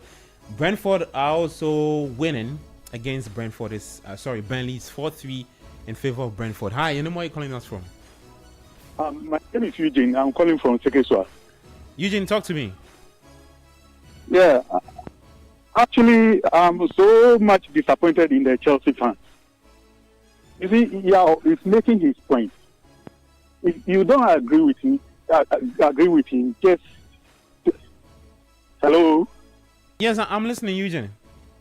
Yeah, I'm saying, if you are a Chelsea fan and you don't agree with Yao, just take it in good faith. But you don't have to come calling into the program and accuse him personally. You understand me? Okay. Yeah. Well said, Eugene. Yeah. Thank you so much. 054996996. Hi, you know where you're calling us from? Oh my goodness. It's Burnley 4. Brentford 4. Wow. Burnley just will not give up against Brentford. Well, let's get back to the phone lines. Hi, and where are you calling us from? Please, it's me, Shaibu. I just came back. We are not angry at Yao. But if you see the way coach analyzes the game, even though coach is a Man U fan, but he analyzes the game, he analyzes the matches as it is. But Yao, there is just bias against Chelsea. How so? It's too much, but when you say we are not angry at him. do you have should just be objective. Hello, Shaibu. Shaibu. Okay, thanks. Oh my goodness. Daniel, you know it's you. Shaibu, I did ask you one question. What? 054996996 0549996 Call us, let's get talking. Hi, and then where are you calling us from? This is Mohammed Abdul Fattah calling from Accra, Newtown. Mohammed, talk to me. What do you want to talk about? Please, the Chelsea fans, I'm very shocked and surprised at them. What are they saying? Are they saying Yao's not express his opinion on Chelsea? Then they should let their club they should stop their club from playing football. It doesn't work like that. Somebody has expressed his opinion on your club. You call it, you don't have anything to contribute. You are disappointed at Yao. What has Yao done? Those Chelsea fans who are saying they are disappointed at Yao, they are not happy about Yao, have they ever made a prediction in favor of Manchester United? Why are they saying that? Yao, continue doing your decent and diligent analysis. Forget about the Chelsea fans. Don't mind them. What kind of life is that? We United fans, we are also there, but we are quiet. We have never called into the program. But I am very surprised and shocked and disappointed at the Chelsea fans, to be frank. They should cool down. They should stop what they are doing. If you call into the program, at least do a meaningful contribution. Stop attacking someone's opinion. No, we don't do that. Yao is always analyzing the game and making his predictions. If you disagree with him, you can also do what? Battle his argument with your own point. That's how analysis goes. But you can call him, you are disappointed, he predicted against Chelsea all the time. And so what? Is he not a Manchester United fan? All right. Those Chelsea fans, have they ever predicted in favor of Manchester United? That is a question to them. Let's stop that thing. Okay. All right, Mohammed. Thank you so much for your time. Thank you. That's it for the callers. Thank you so much for calling us. You get your time, some more time later tomorrow on that. But Burnley say that they will not give up. It's the goal is being checked, right? The goal is being checked for handball. Okay. It looks like choke it off. Oh boy. Charlie, Burnley have put especially after they disallowed their winner. Today. They thought they had scored the winner was disallowed. Now they think they scored the equalizer, and for that to be disallowed as well, that would be very. That'll be a crash. Okay. Very crashing. Let's see what the verdict would be. But I love this Brentford jersey. It's so clean. So nice. Too good. Yeah. Too good. And it's quite. It looks like Burnley. I don't know if that makes sense, but it looks like a Burnley. Yeah, it looks like a Burnley. Yeah, Burnley like the had home kit kits. Hey, that's JJ Watt. Yeah, he's home one of kits. the owners of Burnley. Burnley. Yeah. Oh, child, I feel for Steve Parker because Scott. Sorry, confused my Spider-Man, but. But it's looks like the goal will be disallowed. It looks I very think it should stand. It looked very could have been the side of his body, not necessarily his arm. Okay. Let's see. Okay. Yeah, if he has to explain, he definitely has to give the handball. So. So the referee. We're still checking, but and the Steph is not looking best pleased. yeah, I can tell. I all the think hard work decision is just about to get undone.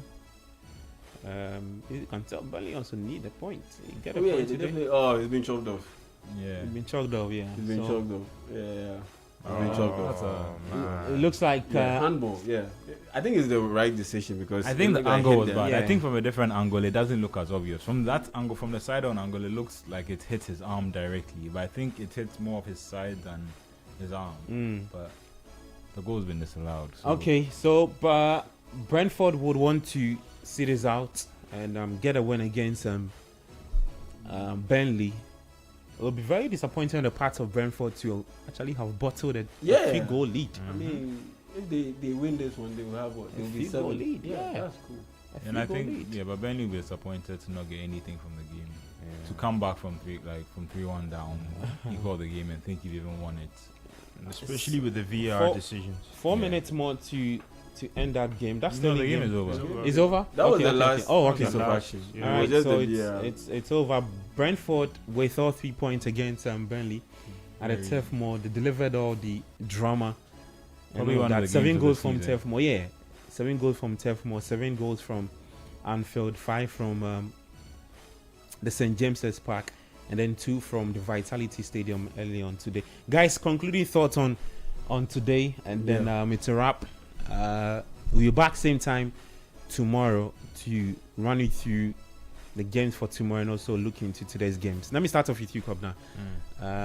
Just concluding thoughts on wherever you want to start from. You know, I said my feature game for today would be Newcastle and Everton. My colleagues. We said to our my game was right. going to be boring. Yeah, but you know, I guess I saw something in there.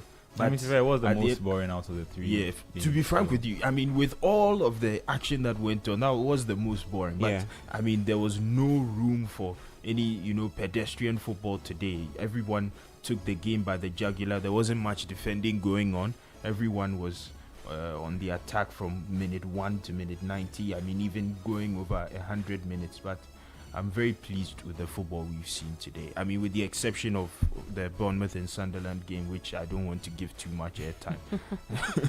But for the rest of the games, I'm very pleased. I think it's good to have even just a day of football with, high octane, high drama, high stakes. Everyone is playing out of their skin. Nobody's playing with fear. Nobody's playing for a draw or anything of the sort. Everyone has come out with, a singular objective to win. And I mean, if it's a dangerous style of play, as we've seen with West Ham coming in, or trying to come back, but then eventually losing 5-2. So at the end of the day, I guess in future, most likely we'll see more game management from Premier League teams. But it's good on the rare occasion where we get to see goal-laden weeks like this. We're all very happy. And today, with Yao's predictions concerning Chelsea, well, Chelsea is playing tomorrow, so let's see. But today, Yao has become even more popular than he already is. He's gotten some fans, he's made some enemies, but he's still our guy nonetheless. Concluding thoughts on Defend yourself from Chelsea fans. Oh no! I mean, look, at the end of the day, We'll be waiting in the car park. What's it called? Occupation hazard. Yeah, occupation hazard. It comes with it, so we just take it. Anyways, goals galore. Brilliant stuff in the 3 p.m. Batch of games. Yeah. I'm pretty sure the Man City game too will be another good one against Leeds United. But the stand-up performance, I have to give it to Everton because Brentford, they beat Burnley in a dramatic way, but it was quite expected. It wasn't something that's very surprising. Liverpool beating West Ham by 5-2. Yeah, no surprising there. But Everton moving over to St James's Park, where a venue that a lot of teams struggle because of the way Newcastle play when they play at home, and for Everton to go there and get that win in such a dramatic style, on the back of losing to the likes of Manchester United, not picking up points in recent outings. I think for me that was very impressive, and I was blown away by that result. So that for me was a standout result for me. Okay, Kwache, you have the final say. Just a good day of Premier League football. I think this Premier League season to me feels like, especially since Wolves survival, this feels like the most anyone can beat anyone season. Looks like Lewandowski just scored for Barca, but it's offside. But it feels like anyone can beat anyone, and I think that's mainly because none of the teams at the top have been exceptional. So you haven't had a City running away with it, you haven't had a Liverpool running away with it. Yeah. So it's meant that there's a closer gap between all the teams. So you can even see teams like Wolves and Burnley, going up against feasibly literally anybody in the league, even Arsenal, like you saw, and thinking that they can still get results. So for the big teams, whether that being Liverpool, it's good to get a result that you need. For Newcastle, they are still on this tangent where it feels like they have an incredible season, and then the next season when they have to juggle either be successful mixing it with Europe, they struggle a bit. Yeah, but yeah, just a good day of football, and tomorrow will be very interesting to see what happens with regards to the title picture. Okay. All right, guys. Thank you so much for your time today. We appreciate all of you who texted into the show and called into the show. Let me just do the final update for the last poll that we put up on in Germany. If Dortmund can cut the gap to 5 points with a win over Bayern today, we have yes for 29%, no for 71%. So people think that Dortmund would not do anything, just bottle it again against Bayern Munich. Let's see, that game is at 5:30 tomorrow. The guys will be here to get into what happened at the Signal Iduna Park. Thank you, guys. Our guys on YouTube, Sweet Kwame, Eric Chenebois, all the guys on YouTube. Lots of the names, I can't mention all of it, but you guys are. Shouts to Shaibu and Prosper. I will say Josiah, Bernard 614. Oh yeah, Charlie. The guys are always here active with us every weekend, Saturday, Sunday. Have we mentioned Sweet Kwame? Yeah, Sweet Kwame. Yeah, he's always part of the first yes, five yes, people who would text into the show. Absolutely. Guys, we appreciate you. Tomorrow we're back with some more exciting games. Chelsea Arsenal. The pick for Sunday at 4:30. The guys will be here to run it through. And then some more good games in the French Liga, the Spanish La Liga, and also the Ghana Premier League. Lots of games tomorrow, though. Yeah, big games. Yeah. Any goal starts against House of Hope. Yeah, AC Milan will be in action against Cremonese tomorrow in the Italian Serie A. So the guys will be here. Madrid will be in action later on Monday. Tomorrow they're not playing, but the guys will be here to run you through. Thank you so much. This has been the Republic of Football 97.3. We'll be back same time tomorrow, 2 to 5 p.m. every weekend, Saturday, Sunday. I'm Gabi Ofe. You heard from Yao Ejeminta, Manuel Angelo Kwache, and then Kwabna Oben. Technical support from Daniel Squashy. Always keeping up with the updates and paying our attention to where the goals are dropping in from the match venues. Same time tomorrow, the Republic of Football, 2 to 5 p.m. Don't miss out.